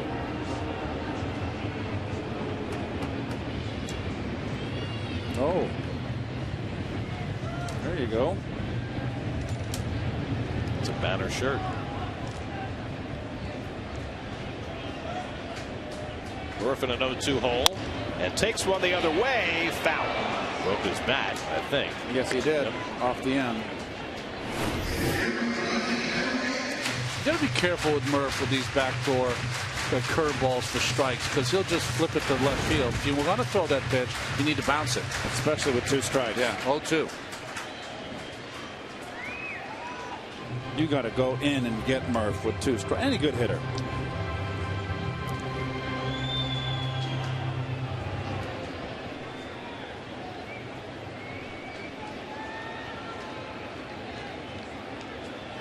And Murphy takes that one the other way. Morse chasing to the line. He won't get there, and it lands for a base hit, and it bounces away from Morse.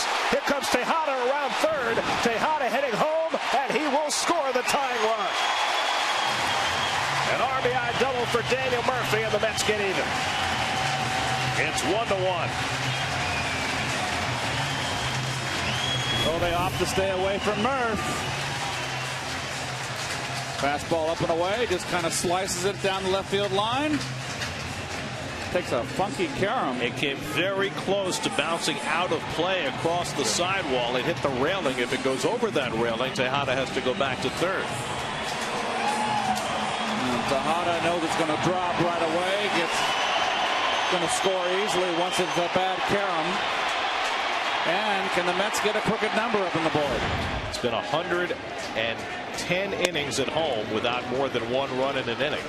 David Wright will try and end that streak and get a lead for R.A. Dickey. Pitcher/cheerleader. Wright has been up twice, struck out twice, looking in the first, swinging in the third. Ground ball toward the hole, past the dive of Desmond. Here comes Murphy around score, around third. He'll score the lead run, and the Mets go up 2-1.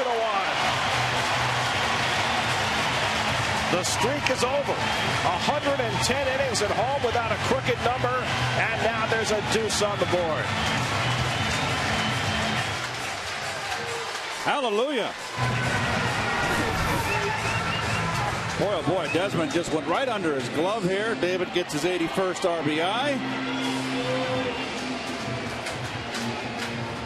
And just like that, the Mets put together 3 straight hits and score a pair for Dickey.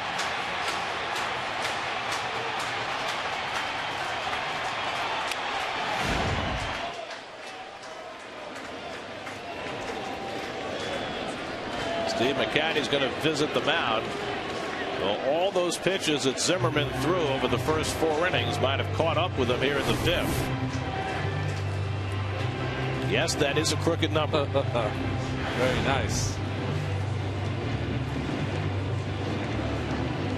Well, we did the research on the foul balls. 21 foul balls already against Jordan Zimmerman in 4 1/3 innings.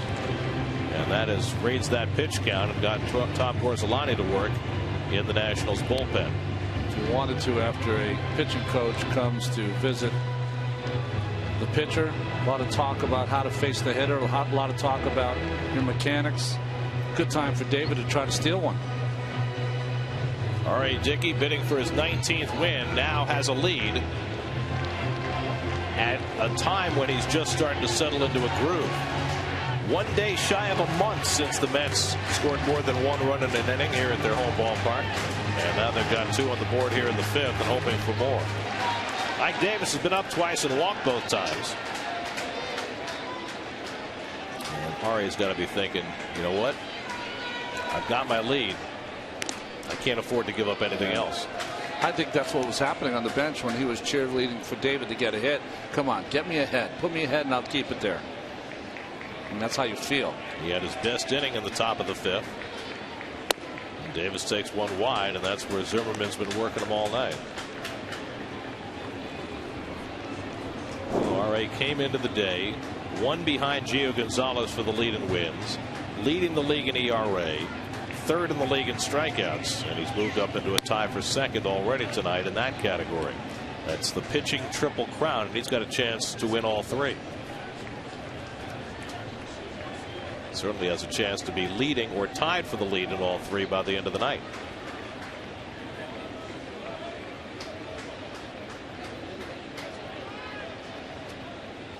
And the curveball sits high to Davis, and it's 2-1 as Zimmerman bears down on 100 pitches here in the 5th inning.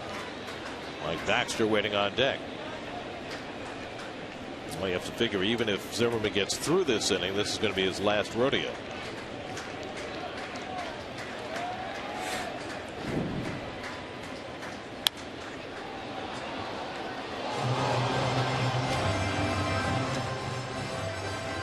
Well, we talked about the Phillies making their move in the National League wild card race. What about the Brewers, who have won 16 of their last 21? Tonight, Ricky Weeks with a first inning home run off Tim Hudson, and the Brewers up 1-0 on Atlanta. Things are getting more and more interesting in that National League wild card race. 2-2 to Davis, and he pops one up. And Ryan Zimmerman into foul ground. 2 out. So Wright still at first with 2 away. As you look at those National League wild card standings, the Phillies and the Brewers both have a chance to get to 500 tonight, and both are leading their games. Well, for the Phillies and the Brewers, the most important thing is to get to 500. That's their first mark.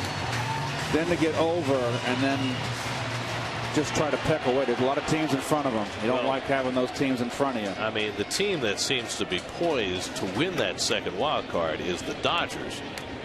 There's Mike Baxter. I mean, they spent so much money, took on so many future obligations trying to get to the postseason this year, and they've been stumbling all over themselves, and yet they're only a game behind the Cardinals, and they start a series, a 4-game series with St. Louis later this week. Baxter's 0 for 2, struck out and flied out. Ball and a strike. What it tells me, guys, is that if you can get to the middle of September with a 500 record, you're still in it. I mean, you got it. That's amazing, right? Well, let's hope we don't get like the other sports where everybody gets in. This is enough. Well, it's true in the National League, not quite as true in the American League. I mean, we've got the Tigers who are 6 games over 500, and yet they're still 5 games out in that wild card. So it's all the, every year you have different circumstances, and this year with that second wild card, it certainly has opened up more possibilities. 10 out of 30, right? 1-2 to Baxter, and he pops one up. Desmond back, Harper in, and Desmond calls and has it to end the inning. But the Mets put up their first multiple run inning in almost a month in support of R.A. Dickey. Tejada with his 3rd hit got aboard. Murphy took one the other way to drive in the tying run, and then David Wright put the Mets in front. It's 2-1 New York after 5.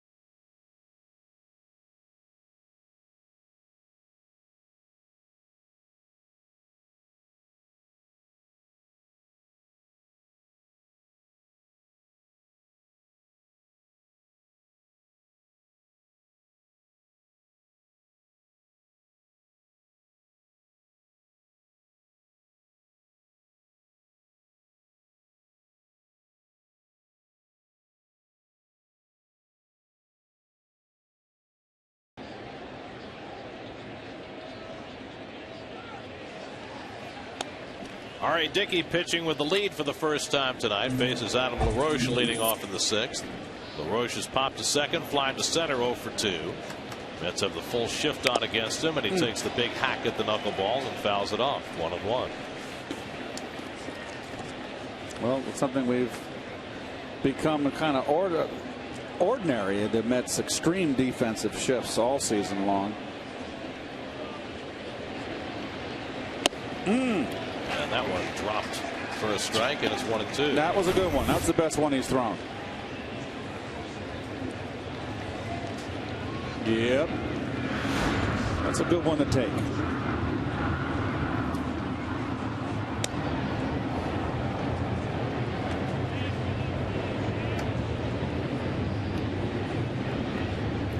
Michael Morris on deck, and Desmond behind him.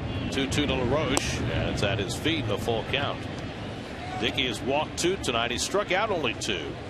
He's averaging nearly 9 strikeouts per 9 innings. It's been a Difficult road for him tonight, but he's held the Nats to 1 run and 5 hits. 3-2. Ripped down the line. It's foul. Ball explodes off this guy's back, doesn't it? Well, he's a lot similar. Takes a big swing like Ike, but he's much less movement than Ike. 29 home runs this year for LaRoche, 4th in the National League. Dickey takes a deep breath and tries another. And he walked him. And the Nats have the leadoff man on the 6th. 3rd walk for Dickey. We check in with the studio at game break with Eamon McEnany.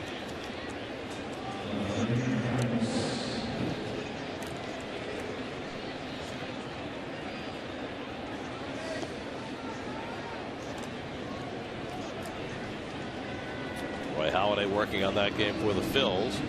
Here's Michael Morris, who struck out and grounded out. So Dickey, after being handed the lead, walks the leadoff hitter in the next inning and throws a strike to Morris. 0-1. Morris giving a withering look to Rob Drake, thinking that might have been high. Hate the Drake.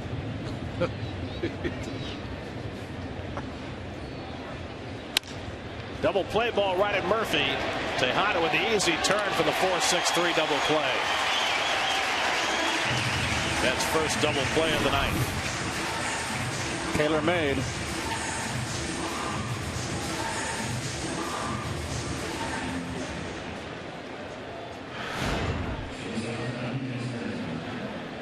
So that makes the task that much easier for R.A. He'll face Desmond with 2 out and nobody on. Desmond drove a double to right center in the 2nd. Flied out to right in the 4th, 1 for 2. Tom Gorzolani continuing to throw in the bullpen. You would have to think that Zimmerman is done after 103 pitches in 5 innings. And Desmond flies one to shallow right.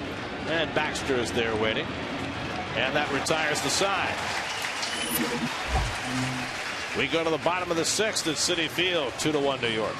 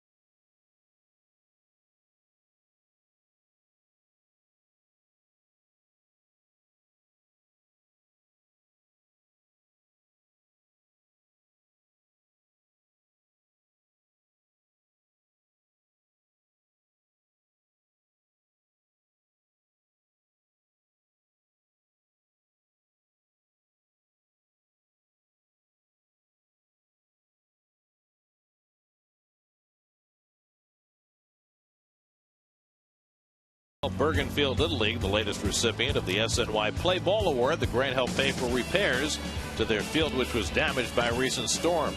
You can see more of their story and those of past recipients at sny.tv/playball.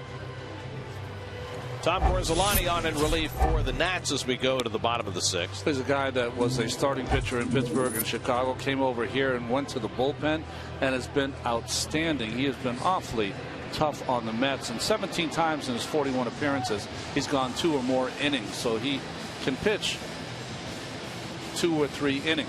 Gorzelani's been in 5 games against the Mets this year, a total of 9 innings, only 2 runs allowed. Jason Bay, Andres Torres, and Josh Tolley to bat against Gorzelani in the 6th. So Jordan Zimmerman went 5 innings, allowed 2 runs, 6 hits, walked 3, struck out 6, and leaves trailing 2-1. Bay is 0 for 2, struck out in line to center, and he takes low and inside for ball 1.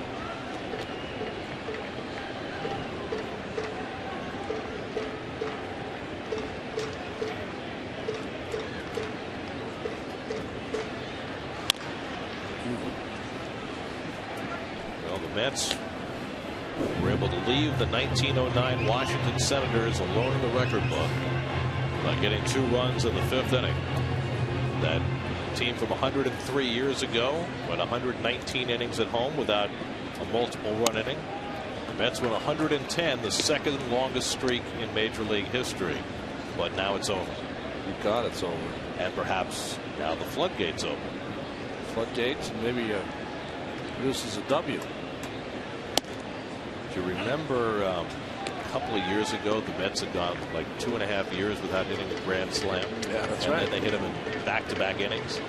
That's right. Jason Bay and Carlos Beltran In Detroit. That was the best offense I've seen in a long time by the Mets. Zimmerman scoops up Bay's grounder. High throw, and LaRoche came off the bag, and Bay is safe. But we said last night that the awkward throwing of Zimmerman had not cost him. It cost him there.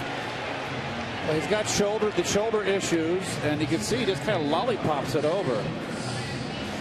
Not a good throw. You know, it's interesting. Usually we see him on that play continue to come in and throw the ball from sidearm or submarine. This time choosing to throw over the top. And can I say one thing? Yeah. Bay always running hard to first base. That's a routine ground ball. He could have lollygagged it, and it would have been in.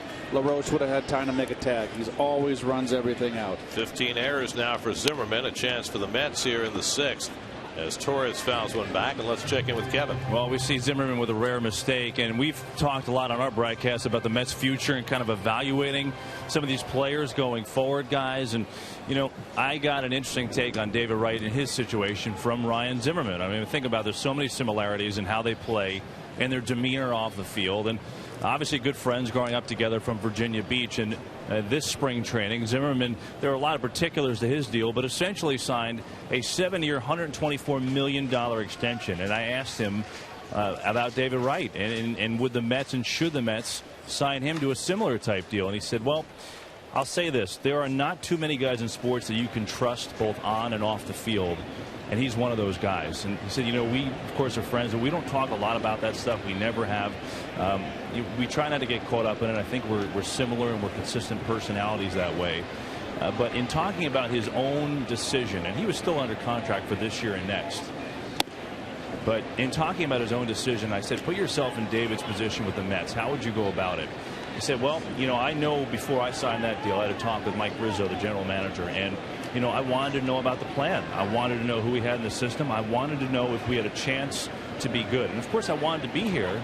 But, yeah, you know, I wanted to win, and it made it easier knowing that we had a future. Now, did I know that we'd be this good so quickly? I didn't. But it certainly was a big factor. And for me, for David, I'd be surprised if that factor, winning, doesn't come into play in his decision. Guys? Well, you know, David's in the middle of his career, and I've said it before. You know, you've had so much success. Gold Glove. You saw those numbers as far as all the statistics, leader, offensive numbers of leading the Mets all time. The only thing that's not there on is the World Series winner, as there goes Torres down. So I tell you what, when I got in the middle of my career, you get kind of a doldrum, you know. And David, we said it earlier. We talked about it a while ago that David was on good teams early in his career. Now it's in the middle of his career. Boy, you get in that middle of your career and you feel like, oh my gosh, I've got another 12 to 11 years left. Hopefully, if I stay healthy. Double play ball. Desmond with the turn. Double play. So it's kind of a lull period for David right now in the middle. And for me, I was traded and got a new lease on life with a new organization here in New York. That was a big lift for me. We'll see what David's decision is going to be.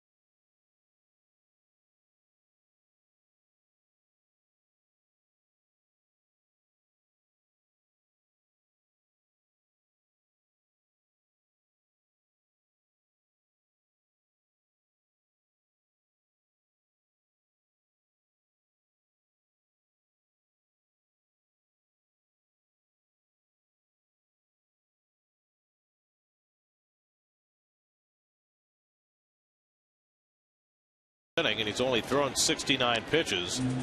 One of those nights where you know that RA is thinking about the finish line even before we get close to it, because he is, I'm sure, wanted to keep this in his own hands as he tries for his 19th win of the year. Danny Espinosa chases at strike one to start the seventh. Gary, when you're in these kind of games, you start to feel this. Okay, I got the seventh place hitter up, Espinosa. He's a guy that strikes out a lot. I got to get him out. Then I have the 8th place hitter, Suzuki, and a pinch hitter. I could have an easy inning if I get the first guy out. So that's how you start to think about the anatomy of getting through an inning. Well, he's had 15 starts already this year where he's gone at least 7 and allowed no more than 1 run. Ground ball snagged by Dickey, and that's the first out of the 7th. The Met Club record for most starts in a season, 7 or more innings, 1 run or less. Doc Gooden, he did it 18 times in his marvelous 1985 season. The major league record is 24 such starts by Bob Gibson. Bob Gibson, 68. Right. The 1.12 earned run average. Can you imagine? No. No. And made him lower the mound after that year. That was the year known as the year of the pitcher. The year Denny McClain won 31 games. And Bob Boland had a great year that year. It was only. Leeds Tiant had an amazing year. How come when it was the decade of the hitter in the 90s, they didn't do anything for the pitcher? Because chicks dig the long ball. Oh, okay. That's. Kurt Suzuki is 0 for 2. He was absolutely robbed of a base hit his last time up on a brilliant play by David Wright. Tyler Moore is out on deck to pinch hit. And Suzuki slugs one into left field for a base hit. So the Nats have their 6th hit against Dickey. Tying run at first with 1 out, and Tyler Moore will be the pinch hitter. Moore has got a lot of power. Christian Garcia, recently called up by the Nats, gets up in the bullpen. Well, Davy Johnson has left-hand hitters on the bench, but against Dickey, he wants his power guy. And so it's Moore who slugs one to deep left field. Bay goes back, looks up, and it's out of here. Wow. First pitch, Tyler Moore, a 2-run pinch hit home run to turn the game around. It's 3-2 Washington.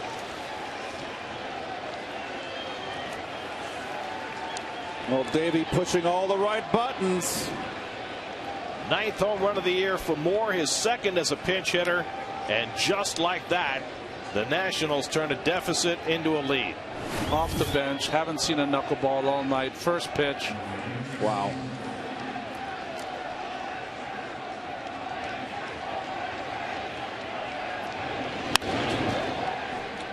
Didn't knuckle, and when you're a pinch hitter, thou shall not pass. 19 home runs allowed by R.A. Dickey, but maybe none more painful than that one. Season of high fives for the Nationals. Jason Worth has been on base 3 straight times, a single and 2 walks, and he scored the first Washington run back in the first. And Dickey again falls behind him 2-0. Boy, things are going right when stuff like that happens, when everybody contributes.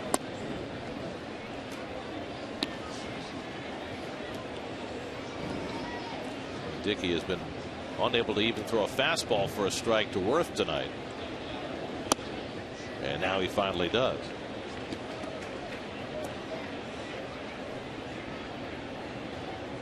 Boy, did that let the air out of the balloon.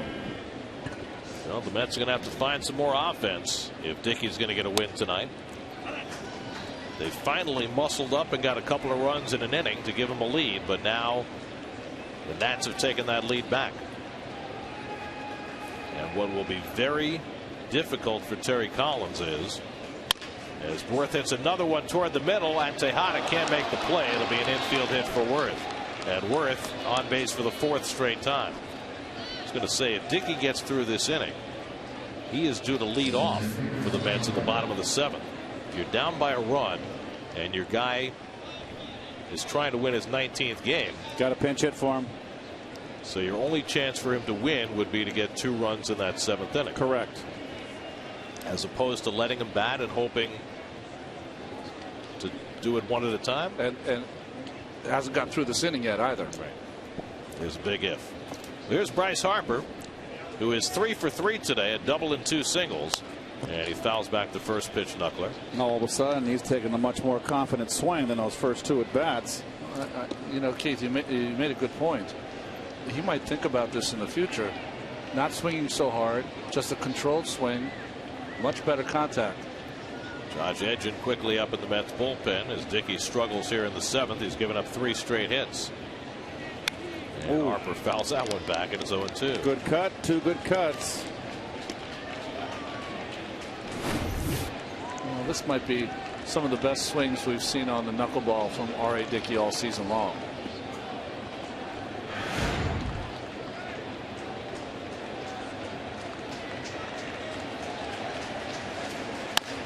Past the mound, Tejada near the bag, steps and fires, and he got him. Double play. A brilliant double play turned by Ruben Tejada. Like a ballet dancer around the bag, got his toe to the cushion and doubles up Harper to end the inning. The Nats take the lead on the 2-run pinch hit home run by Tyler Moore. 7th inning stretch time. Let's send it to Citi Field public address announcer Alex Anthony. Ladies and gentlemen, please rise and remove your caps as we honor our great nation and all of the men and women who help keep us safe and free with the singing of God Bless America. Please welcome firefighter Regina Wilson of the FDNY. God bless America, land that I love. Stand beside her and guide her through the night with the light from above. From the mountains to the prairies to the oceans, white with foam. God bless America, my home, sweet home. God bless America, my home, sweet home. Ladies and gentlemen, Regina Wilson of the FDNY.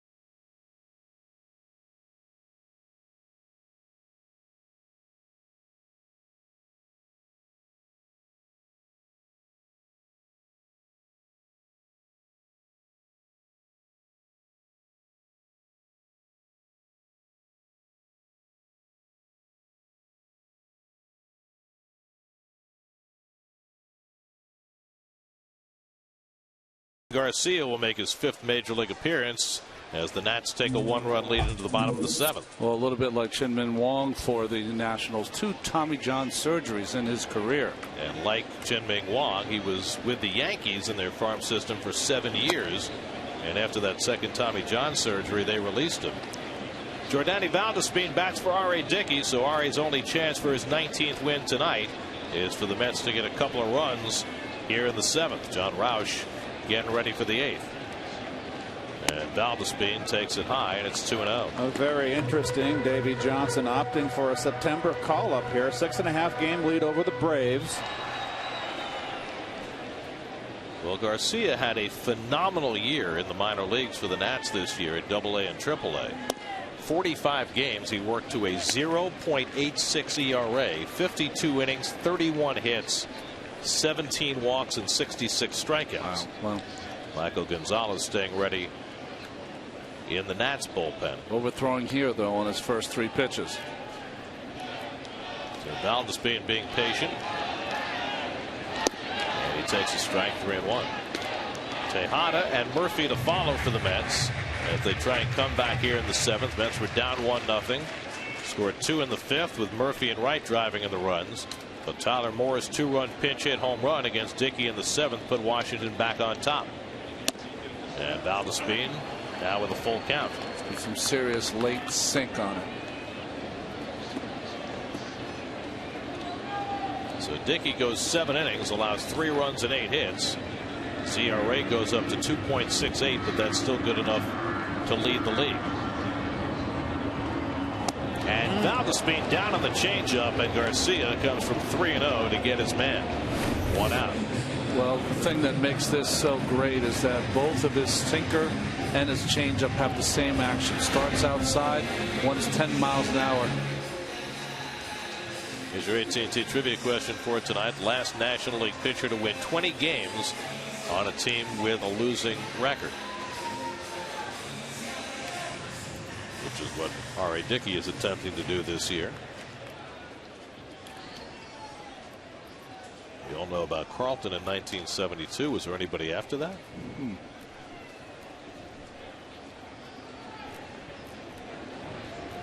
Tejada is 3 for 3 tonight.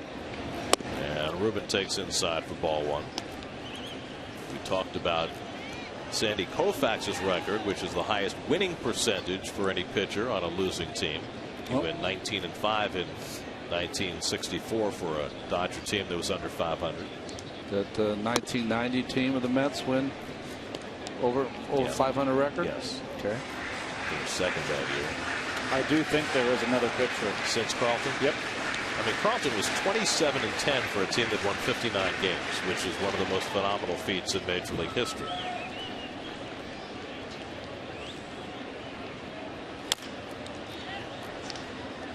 Garcia gets ahead on Tejada 1-2. Well, Dickey will have 4 more starts after tonight to try and get to 20 wins, to try and solidify a Cy Young. But if he's going to win tonight, Mets have to do it right now. Tejada out on a pitch in the dirt, and Suzuki completes the putout. Back-to-back strikeouts for Christian Garcia, 2 out and nobody on. And you were wondering why Davey would put a call-up in this spot. Looks pretty good. Yes. I was thinking Randy Jones comes to mind. You know, we're playing Washington. There's an expo. How about Phil Niekro for those bad Braves teams? Yeah. He had a year he was 25-21. How about someone from Montreal? Ross Grimsley. He had 20 wins. Did they lose? They have a losing record in '79, I believe, was the year he won 20. Well, let's end the speculation and answer the trivia question. Last National League pitcher to win 20 games on a team with a losing record. Oh, how about that? Wow. I did not realize that Maddox had won 20 for a losing Cubs team. How about that? And of course, that was his last year with the Cubs. He then signed a free agent deal with the Braves and won the Cy Young the next year. Geez, this kid's got some serious sinkage. By the way, since Maddox did that, it's happened 4 times in the American League. Kevin Brown, Pat Henkin, Brad Radke, and Roger Clemens all won 20 for a losing team. Radke with the Twins? 1997. Oh, my goodness. Breaking ball gets Murphy. Christian Garcia strikes out the side in the 7th, and R.A. Dickey will not get a win tonight. 3-2 after 7.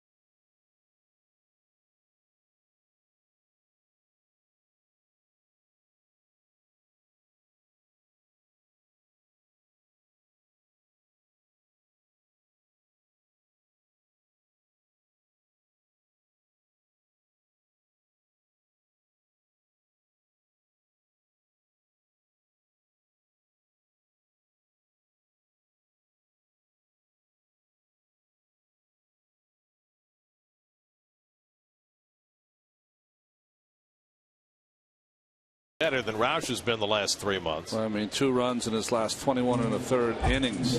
Dates back to June. Since June the 12th, opposing hitters are 9 for 89 against John Roush. They have a 101 batting average and a 165 on base percentage against Roush the last 3 months. It's almost like the same time you guys took a trip to Tampa Bay, wasn't it? That's when he turned it around. Now Ari Dickey now hoping for a no decision as Ryan Zimmerman leads off against the former National Roush. And Dickey had a 2-1 lead, but Tyler Moore came up as a pinch hitter and with a man aboard hit a first pitch knuckleball out of the ballpark to turn this game around and denied Dickey a chance for win number 19. Moore's second home run against the Mets right this season. Jonathan Neese, he had one in Washington. Well, Dickey's next start will come when the Mets get home from Milwaukee. He'll take on the Phillies. I guess will be Monday night. So he's got 6 days to try again. Oh boy, Philly just pouring it on. Jimmy Rollins with a home run there. Oh, that Miami team is just in the tank. Well, there's only one thing to watch there, and that's Giancarlo Stanton, and he hit another tonight, number 34. Gee. Hit it off Halladay. Couldn't make contact against the Mets in the series. Zimmerman, it's a rocket through the hole, and he has his first hit of the night. Zimmerman now has a 15-game hitting streak with that base hit. There's your Mazda drive around the majors. Brandon Phillips with a home run. The Pirates are sinking in the Central. They're now just 4 games over 500 and trailing tonight. J.J. Hardy a 2-run homer as the Orioles lead Tampa Bay behind Jason Hamill 5-1 in the 6th. And we mentioned Rollins' home run. The Phillies trying to get even closer in that wild card race. The Cardinals, who lead that second wild card, are in San Diego tonight facing a Padres team that is primed to play spoiler against everybody. San Diego's won 14 of the last 18 after beating the Cardinals last night. Here's Adam LaRoche with a man on. And LaRoche fouls him back. LaRoche 0 for 2 and a walk tonight.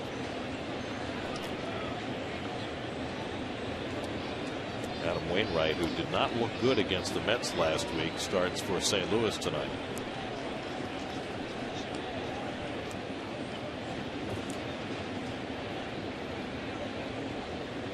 And that's going to be a concern for the Cardinals coming down the stretch. Popped up. Back comes Tolle. And that'll be in the crowd. Get to Citi Field tomorrow night at 7:10 when the series with the Nationals concludes. Kids go free with the purchase of regularly priced tickets. Visit Mets.com/kidsfree now. It could be that Wainwright is hitting a wall coming back from Tommy John surgery, but they've got Chris Carpenter waiting in the wings, perhaps to take his spot. So Josh Edgin up in the bullpen, although this is the guy you would think Edgin would be in to pitch to if he were to come in. You've got right-hand hitters in Morris and Desmond behind LaRoche.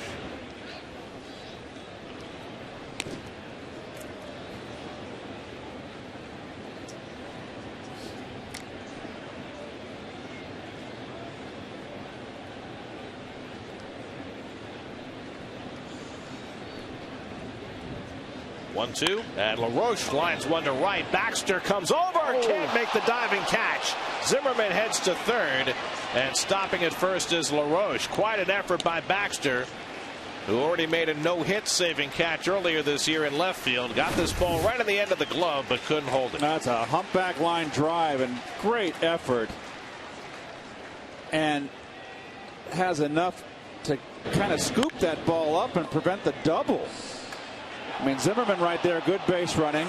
He's going to go to third easily.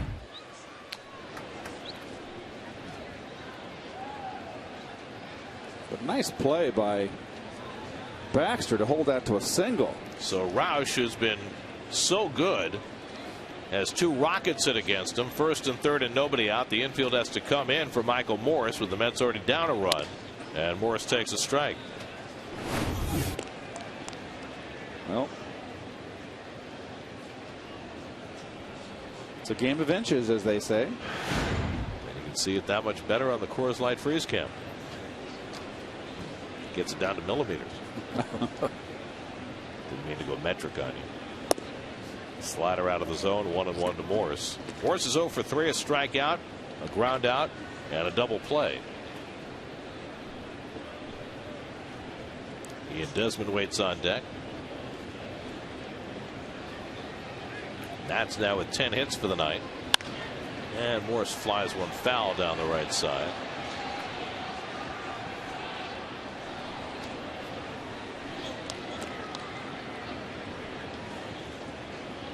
In the American League Central tonight, home runs by Dwayne Wise and Gordon Beckham, and the White Sox lead Detroit 2-0 in the fifth after Chicago won last night to stretch their lead to 3 games. Has Wise been the best re-pickup for the Chicago White Sox? Oh, umpire just dropped the ball.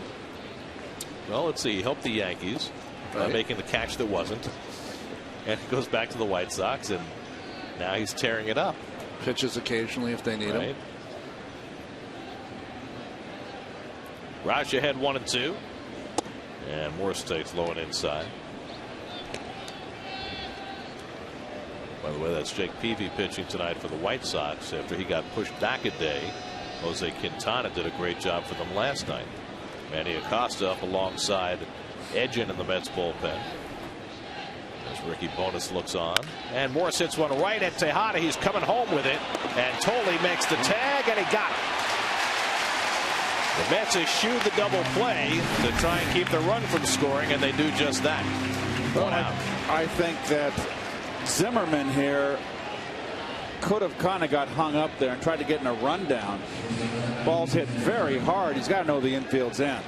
Try to get the runners to second and third.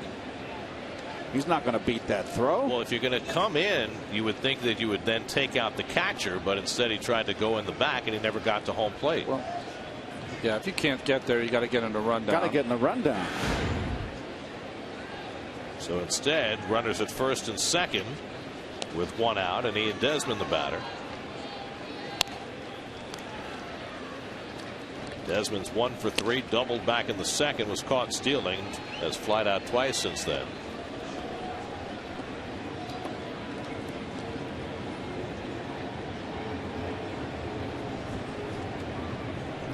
Roche now at second, Morse at first, so no speed on the bases for the Nationals.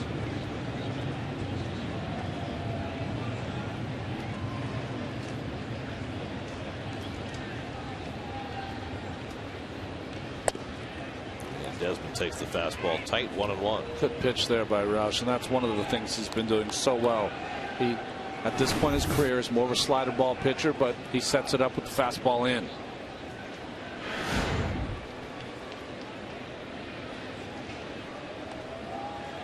Use a ground ball here from Desmond. And he gets it. Murphy on the backhand. Tejada with the turn. Double play, side retired. Roush gives up a couple of hard hits, but gets out of the inning with the 4-6-3 double play. Mets come to bat with the heart of the batting order in the bottom of the 8th, down by a run. Roush likes that.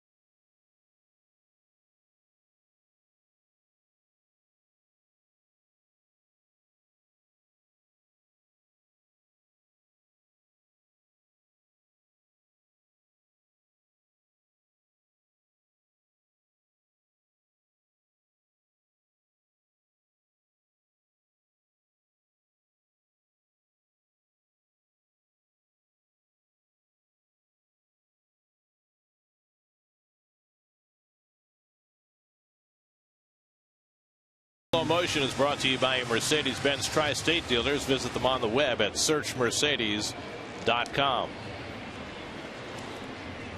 Well, Christian Garcia, who could not have looked better in the 7th inning, stays out to pitch the 8th in a 1-run game. David Wright leads off and takes a slider that goes to the backstop. David drove in the go-ahead run for the Mets in the 5th inning, where they snapped their string of 110 home innings without more than 1 run. They put the Mets up 2-1 at the time. Now they're down 3-2 in the 8th. And David hits one off his foot, a foul ball. Wright, Davis, Baxter trying to get something started against Garcia, who struck out the side in the 7th. That's trying to get Dickey off the hook. Dickey has only 4 losses this year, and 1 of the 4 came against the Nationals. And he's on the hook tonight.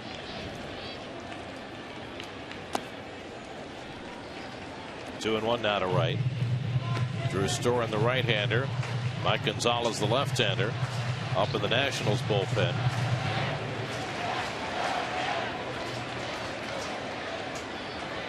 Two and one to Wright.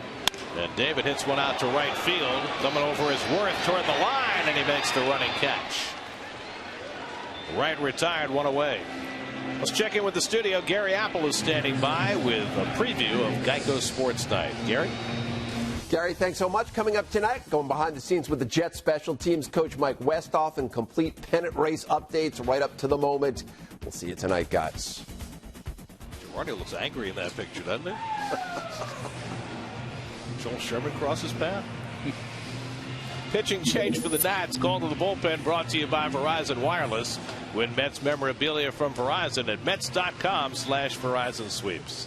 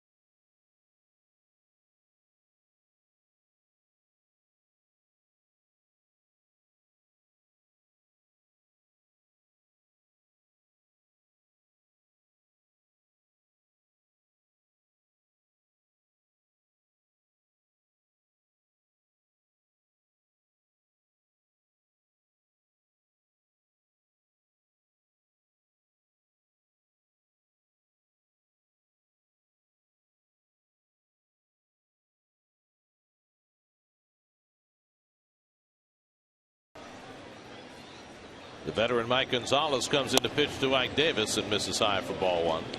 Well, this is one of those you got to slap the GM on the back for this one. Signed in the beginning of May and now pitching for big outs in September. He's only given up 1 home run all season, and that 1 was hit by Ike Davis. And that was a fastball, and he got middle in, and you notice how he's missed his first 2 pitches away. And there's Drew Storen, who pitched last night. Breaking ball in for a strike. Frank Francisco, whose birthday it is today. Happy birthday, Frank. He's 33. Up in the Mets bullpen. Kelly Shoppach out on deck to bat for Mike Baxter with a lefty in the game, and that's why Storen is getting ready for the Nats. 2-1 to Davis, and he pops it up foul. That'll come back out of play. 2-2. Well, Jordan Zimmerman had a rocky 5 innings, allowed 2 runs and 6 hits. Tom Gorzelani worked a hitless 6th, and Gorzelani is pitcher of record on the long side. Christian Garcia, very impressive, retiring all 4 batters he faced, striking out 3 of them. And Davey Johnson plotting to try and get the final 5 outs. Meanwhile, the Mets try to get R.A. Dickey off the hook. 2-2 to Davis, and he goes down swinging on the breaking ball, and Gonzalez has a strikeout, the 2nd out of the inning. That's where a pitcher makes a mistake and he gets away with it. That was a back up slider. Supposed to break from the inside to the out. Watch it stay inside. Never really broke. Just swung right through it, underneath it. Kelly Shopping is announced as the pinch hitter. Davey Johnson on his way to the mound. He'll bring Drew Storen into the game. So Gonzalez does his job, gets his only batter on strikes, and Storen will come in to try and get the final out in the bottom of the 8th. 3-2 Washington. We'll be right back.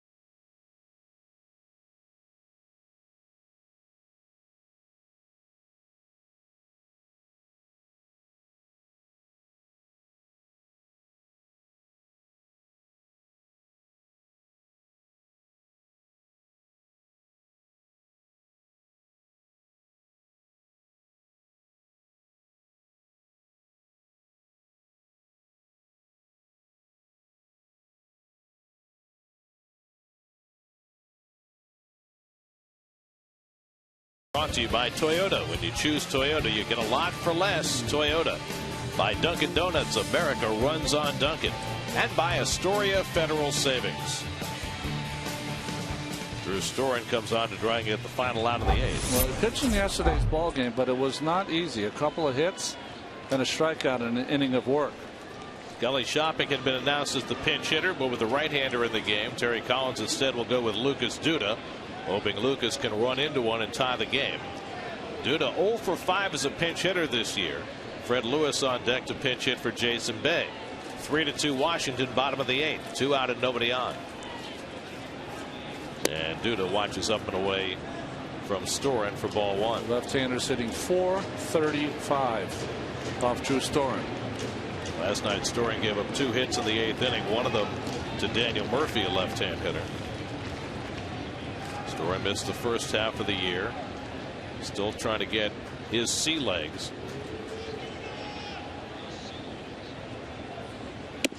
And sails one outside, 2-0. And this is what Storen went through last night. He fallen behind, and he gave up a couple base hits. Managed to get out of it, but geez, he was in and out of trouble. He was in hot water the whole inning. So Duda with a nice advantage here. He's been a much more aggressive hitter since coming back from the minors. We'll see if he attacks here on 2-0. And he takes a rip and pops it up. Morse coming in from left field to call. Stumbles around and makes the catch, and the inning is over. Mets go down 1-2-3. On to the 9th we go. 3-2 Washington.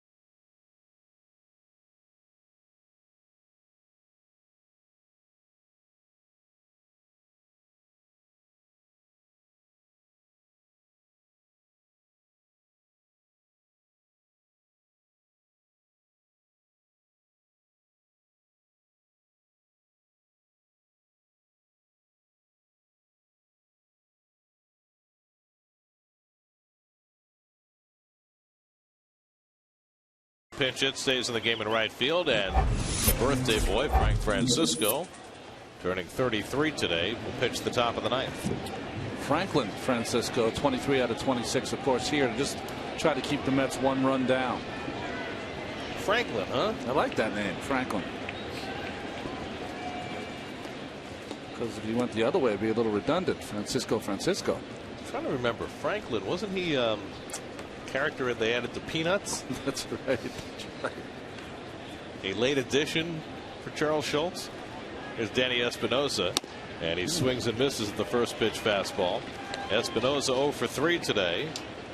It'll be Espinosa, Suzuki, and then the pitcher's spot for the Nats in the top of the ninth as Tyler Clippard gets ready for the save opportunity in the bottom of the ninth.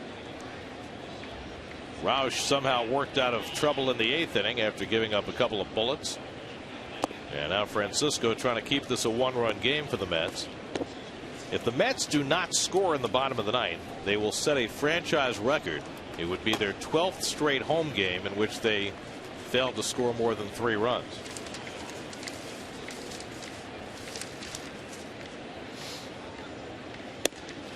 And that splitter sits high, 2-1. Mets will have Bay, Torres, and Toley due up in the bottom of the ninth.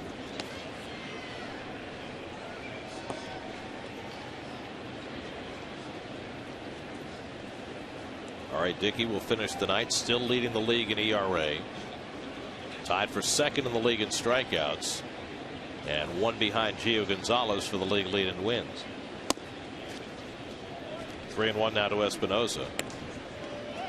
And the Mets can prevent him from getting a 5th loss if they can get a run in the bottom of the ninth. Espinosa's clean shaven. I have not seen him clean shaven. He's always had the beard working.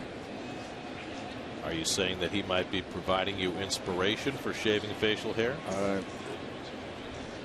I don't think so. What's up with that, by the way? We haven't heard anything. No, I haven't heard anything either. What do you mean you haven't heard anything? Hear it from yourself. I'm contemplating. Don't push me. We'll shove the razor in your hand if we have to. 3-2 now to Espinosa. I guess the question is, should we be inquiring about a professional to do the deed? I don't. Just let me. I'm working my way through slowly on this one. Are you getting some help? I mean, this is a major life event. Oh, yeah. People right. often consult, therapists about these things. As Espinosa ropes a base hit that'll go to the wall, chased by Duda, and Espinosa legs to second base with a leadoff double. 34th double of the year for Danny Espinosa. Well, he got ahead in the count. Frank had to come get him, and he's down and in. He's a low ball hitter, left-handed. You can get him upstairs from the left side. Well, now Kurt Suzuki can come up to bunt him over to third. Suzuki 1 for 3 on the day. Chad Tracy has come out on deck to be the pinch hitter for the Nats. Kurt Suzuki, one of 37 Major League Baseball players born in the state of Hawaii. That's right. And by my count, the Mets have had at least 5 of them. 5 of the 37.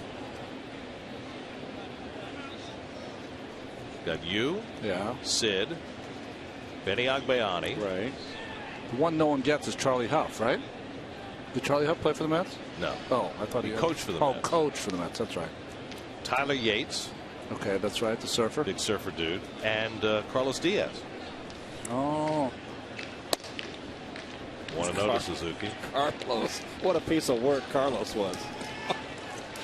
Carlos Diaz was a piece of work. How we got Sid for Bob Baylor was a very good player. Yes. Solid player off the bench. But for Bob Baylor and Carlos Diaz, It's the genius of Frank Well, Cashin. that was Tom Lasorda gave up on Sid because Sid was overweight, and Lasorda just gave up on him.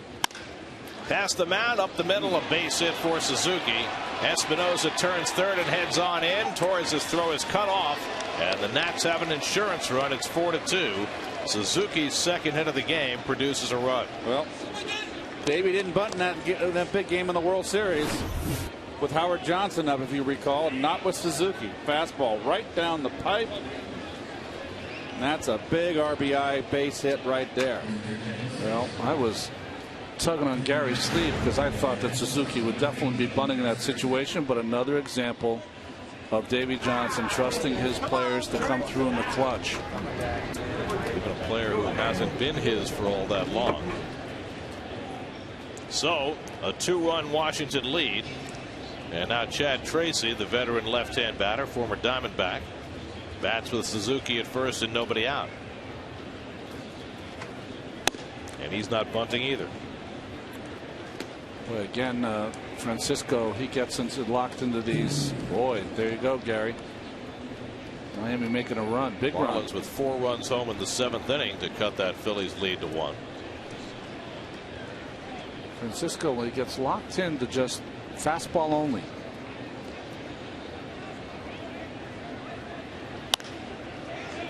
Shallow center, tough play. Tejada out. Torres will have to play it on a couple of bounces. It's a parachute for Tracy, and runners at first and second. Nothing you can do about that.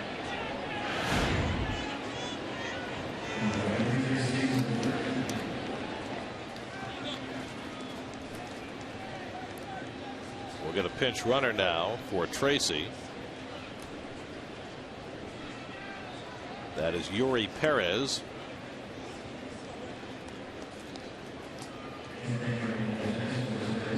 That is what you call a September call-up pinch running move. Yeah. Move you'd never see the first 5 months of the season. So Perez is the pinch runner at first, Suzuki at second, nobody out. And here's Jason Worth, who's been on base 4 straight times, all of that against Dickey, 2 singles and 2 walks. 13 hits now for the Nats tonight, and Worth takes a strike. Edge in the left-hander, Acosta the right-hander. Again in the Mets bullpen as Francisco called upon in a non-save situation, struggling tonight.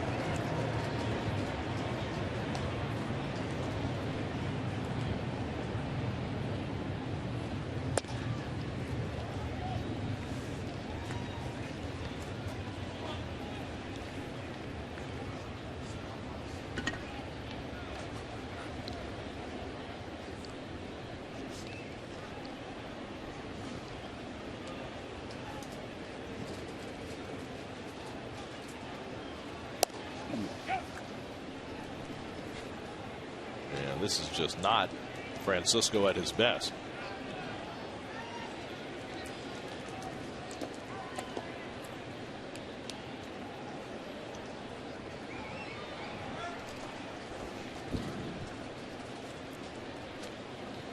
Two and 1 to Jason Worth with Bryce Harper waiting on deck.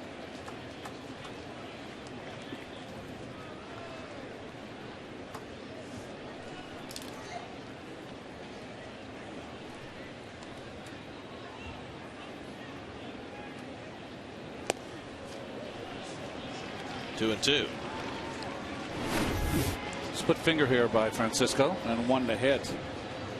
Just crowded him inside. He got it up.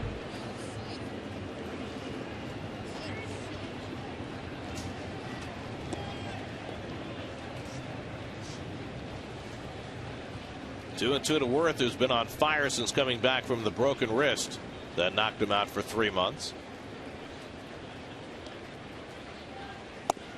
And a full count.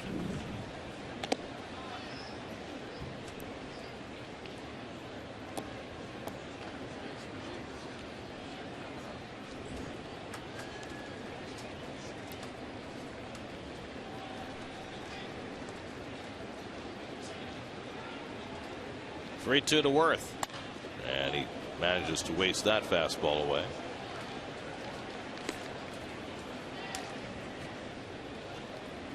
It'd be hard to work with Worth if you're a hitting coach. It's a very awkward kind of swing. So you would just work. What are you trying to do? What's your approach? What do you want me to? What are the things that you want me to watch you that you feel when you go bad that you do? Yeah. And let the hitter tell you. Too high, ball 4. And the bases are loaded. Now, in Alice in Wonderland, it was a very happy unbirthday. This is simply an unhappy birthday. Yes. For Frank Francisco. 3 hits and a walk, and that'll end Frankie's birthday night. Josh Edgin will come in to face Bryce Harper with the bases loaded and nobody out. The Nats have added an insurance run and lead it 4-2 as Edgin makes his way in and Francisco heads on out. We'll be right back.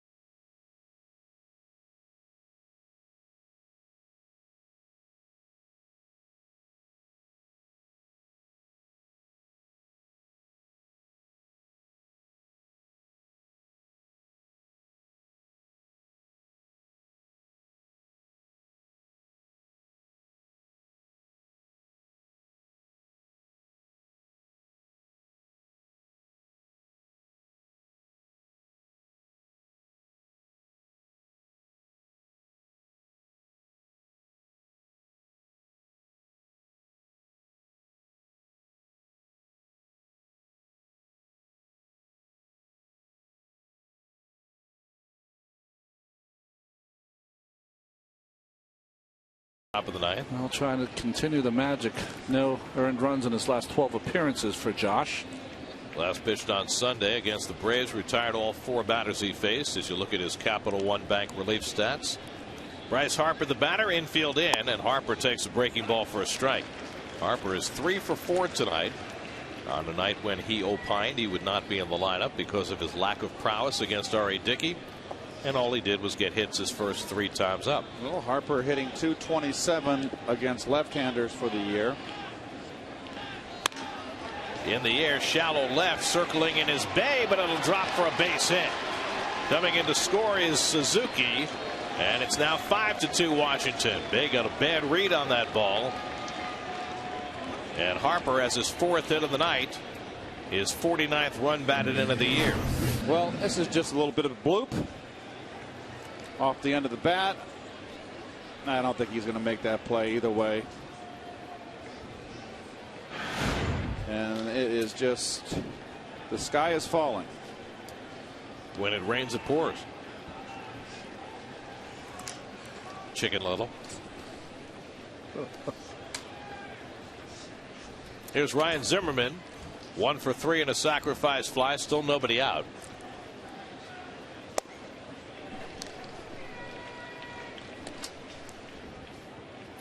Boy, Zimmerman's one of the rare right-handed hitters, Keith, that can cover that ball down. He's got power down in the strike zone. He likes that ball middle in. 2 strikes, he can go the other way.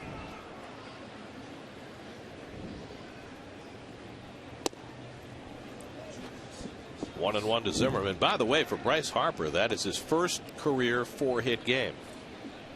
It's not too many teenagers have had 4-hit games. Just adds another line to the ledger of this exciting young player's rookie season. More to come.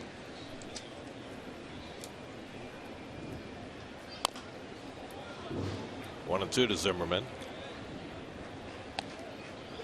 Nats have tacked on 2 here in the 9th. And they may render this game Clippardless if they score many more. Clippard was getting ready for his save opportunity. That may go by the boards in a moment. Wally Backman chatting with Terry Collins. Wally, who managed in Buffalo this year, has joined the coaching staff for the rest of the season. It's more like Wally's getting an earful. Terry doing most of the talking.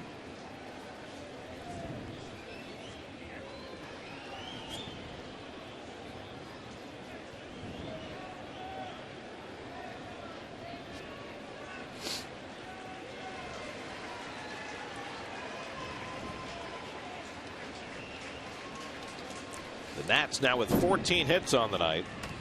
Dickey gave up 3 runs and 8 hits over 7 innings. Roush allowed a couple of hits in the 8th. Francisco allowed 3 hits here in the 9th, and Edgin gave up a hit to his first batter. Now Zimmerman floats one foul, and it's still 1-2.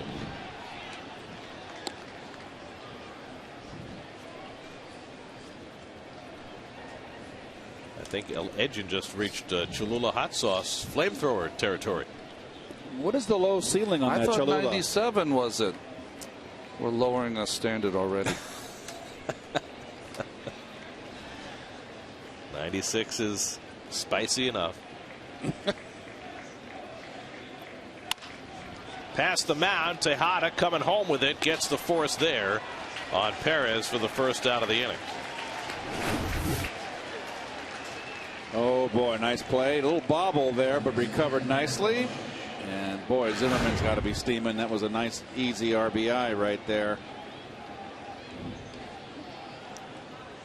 So the bases remain loaded with 1 out, and now Adam LaRoche, who's 1 for 3 and a walk tonight.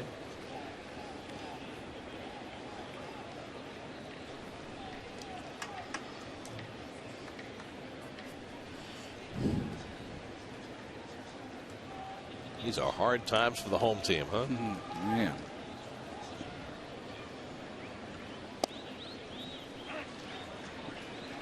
Mets had a 2-1 lead going to the 7th inning. One swing of the bat by Tyler Moore, and all the air came out of the balloon. I mean, all at once. R.A. Dickey's lead was gone, and now here in the 9th, the Nats have tacked on a couple. Edgin gets ahead on LaRoche 0-2. The Mets struggled so mightily last year at home, and you're hoping that the changes would make it a little easier for the home team. And the first half was good, solid, but they'll lose 21 out of 25. They lose today. If you look at the numbers since the All-Star break, the Atlanta Braves have won more games at Citi Field than the New York Mets. The Colorado Rockies have won as many games at Citi Field as the New York Mets since the All-Star break.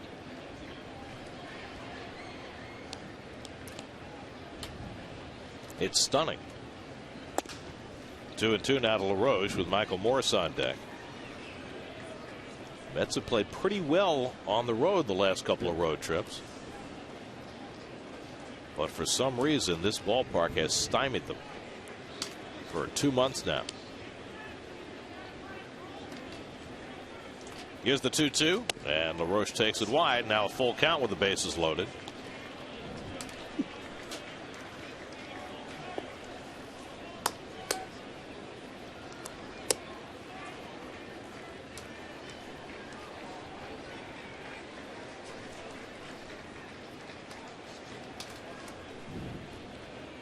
And LaRoche strikes out on the slider from Edgin, and that's the second out of the inning. Well, got him to chase a bad slider, and then Terry's going to come out and make a move here. 3-2 slide piece, out of the strike zone. Nice pitch. So Edgin gives up a hit, gets a couple of outs, and now Manny Acosta will come in to face Michael Morse with the bases loaded and 2 out.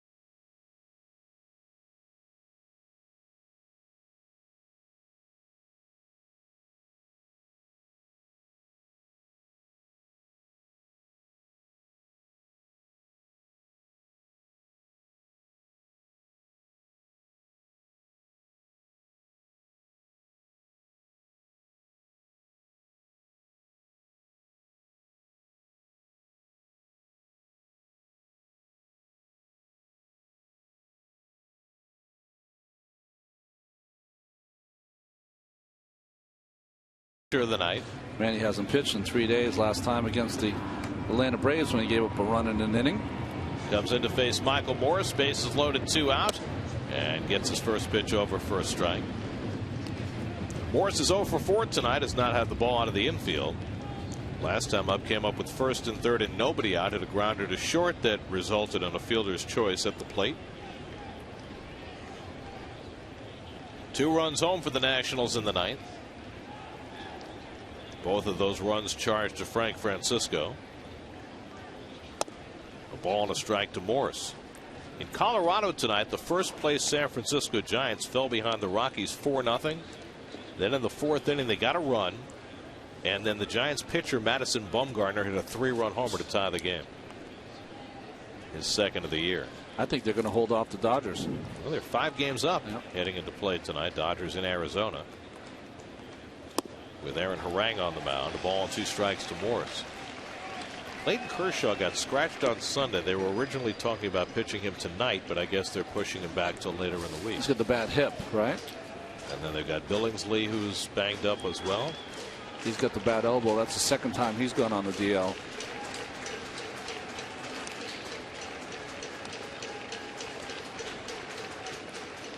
One-two from Acosta, and he gets didn't get the call. He thought he had him, and so did I. And so did Morris. Morris was ready to walk away. But Rob Drake said no. I think he got it right. It missed. Got it right. He's had a nice game behind the plate, Rob Drake. Now Morris loves the Drake. Here's the 2-2. And that's out of the strike zone, and now a full count.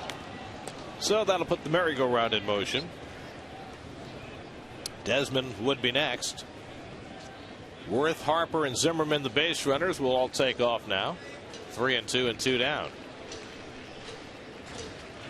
Worth looks like the third base coach. Where he's standing. Yeah, right. Here's the 3-2, and he struck him out. So Acosta comes in, fans Morris with the bases loaded. But the Nats add 2 and lead it 5-2 as Clippard comes on to try to save it.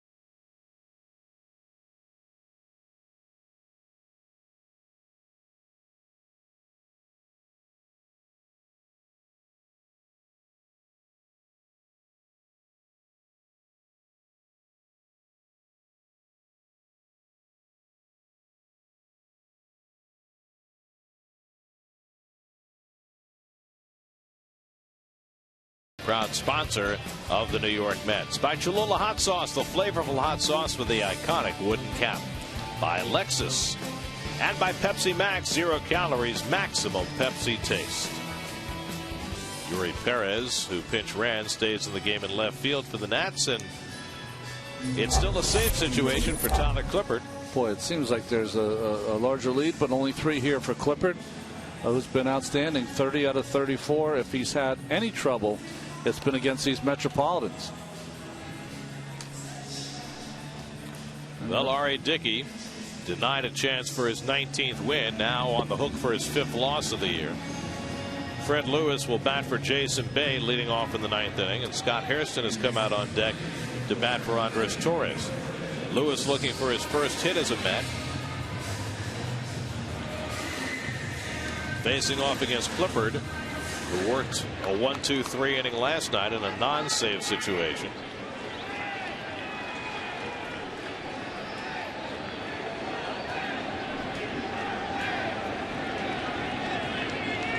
And Lewis first pitch swinging with his team down 3 runs in the bottom of the ninth. Something Nothing in 1. Something that baseball does now. I don't understand it. Don't get it. That used to be an automatic take. Automatic. Until you get the tying run to the plate. Trying to hope that the relief pitcher makes some mistakes. And he takes strike 2. Sometimes the game's just backwards. See a lot of that lately. Well, the Nats going with their spanking Stars and Stripes W's tonight on the 11th anniversary of 9/11. on the changeup there, hit down the middle.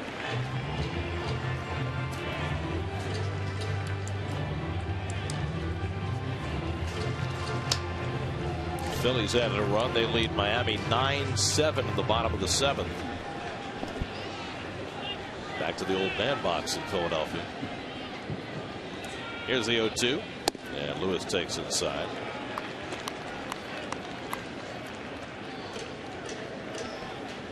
Reds have won, so the Pirates are now just 3 games over 500, looking for their first winning season in 20 years. It looked like a lock.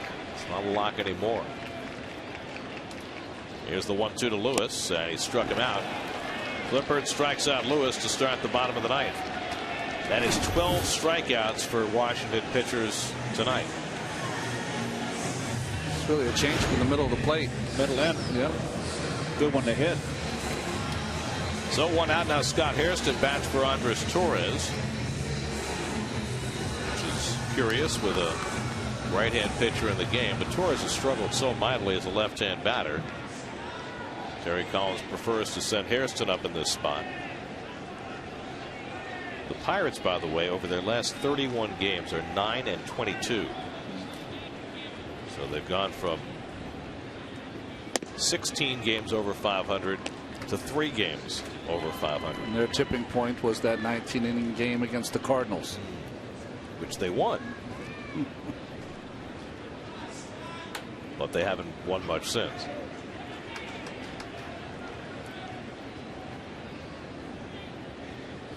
Hairston socks one to deep left center field. Back goes Harper near the wall. It's out of here. Scott Hairston with a pinch hit home run, his second home run of the last 2 days.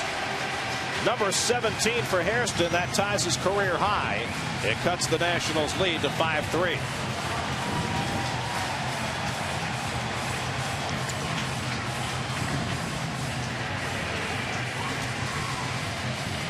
Well, they hit one last night.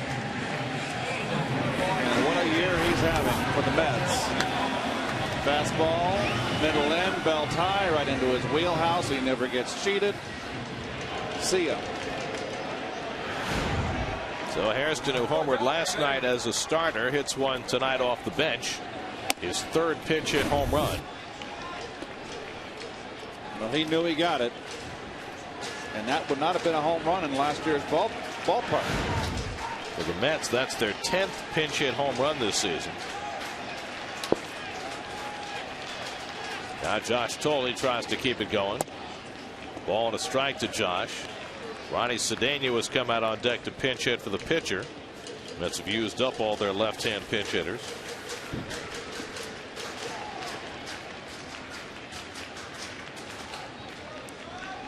Clippard can give up some long ball.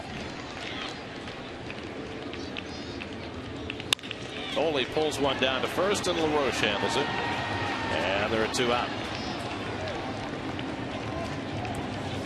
So the Mets are down to their final out of the night, on the verge of their 5th straight loss. And now Ronnie Cedeno will be the pinch hitter.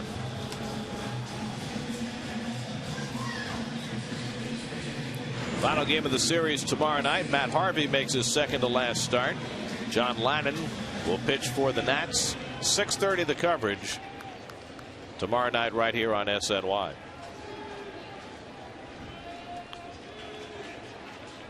Cedeno tries to keep it going for New York with Ruben Tejada on deck.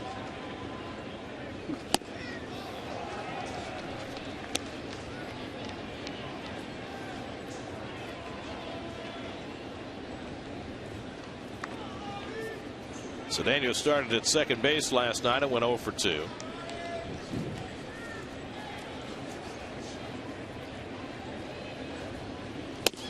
And Ronnie takes up and away, a ball and a strike.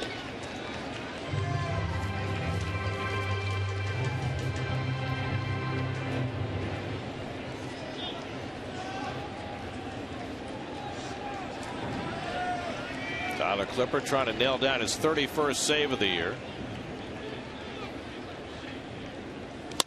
Cedeno lines one over short, and the Mets have life. The second pinch hit of the inning, and the tying run will come to bat here in the bottom of the ninth.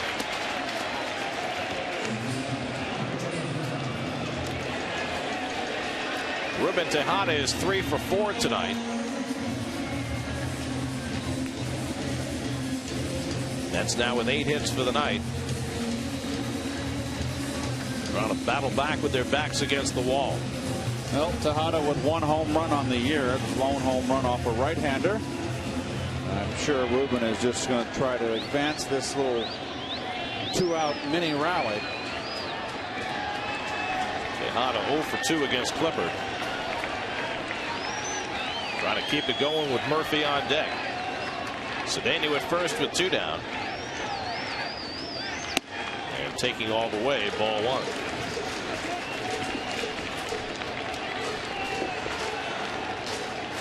Ruben's 4 for 6 in this series.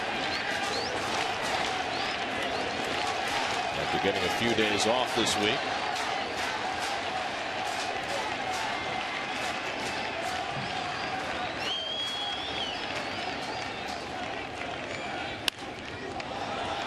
Now come back out of play, and it's 1-1. Baltimore has beaten Tampa Bay tonight 9-2. J.J. Hardy had 2 home runs. Baltimore started the night a game behind the Yankees, who are 3-3 in the ninth with the Red Sox.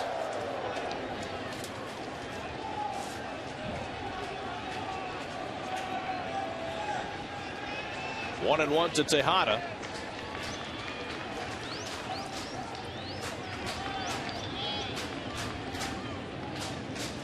And Ruben takes a high strike, and it's 1-2. Pulls up.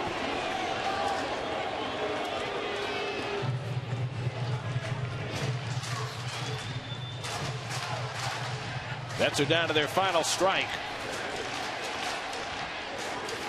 Murphy hoping for a turn.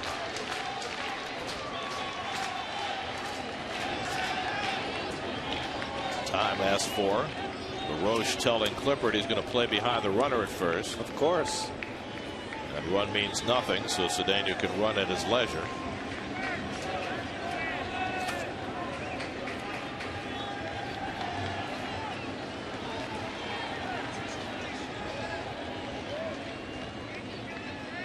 One-two from Clippard, and that's low as Cedeno takes second on defensive indifference.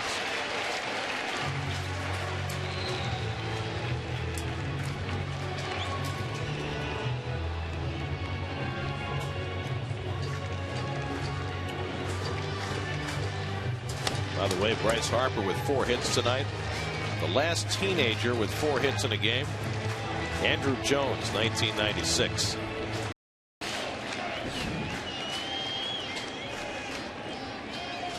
And he didn't think he was supposed to play tonight. 2-2 to Tejada, trying to keep the Mets alive.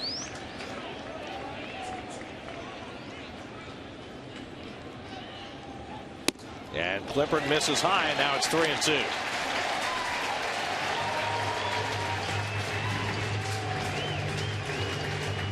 Well, if he walks Tejada, he should be put before a firing squad. What?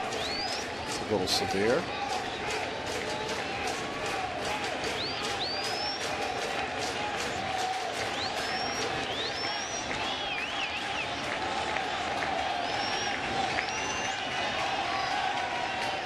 3-2 to Tejada.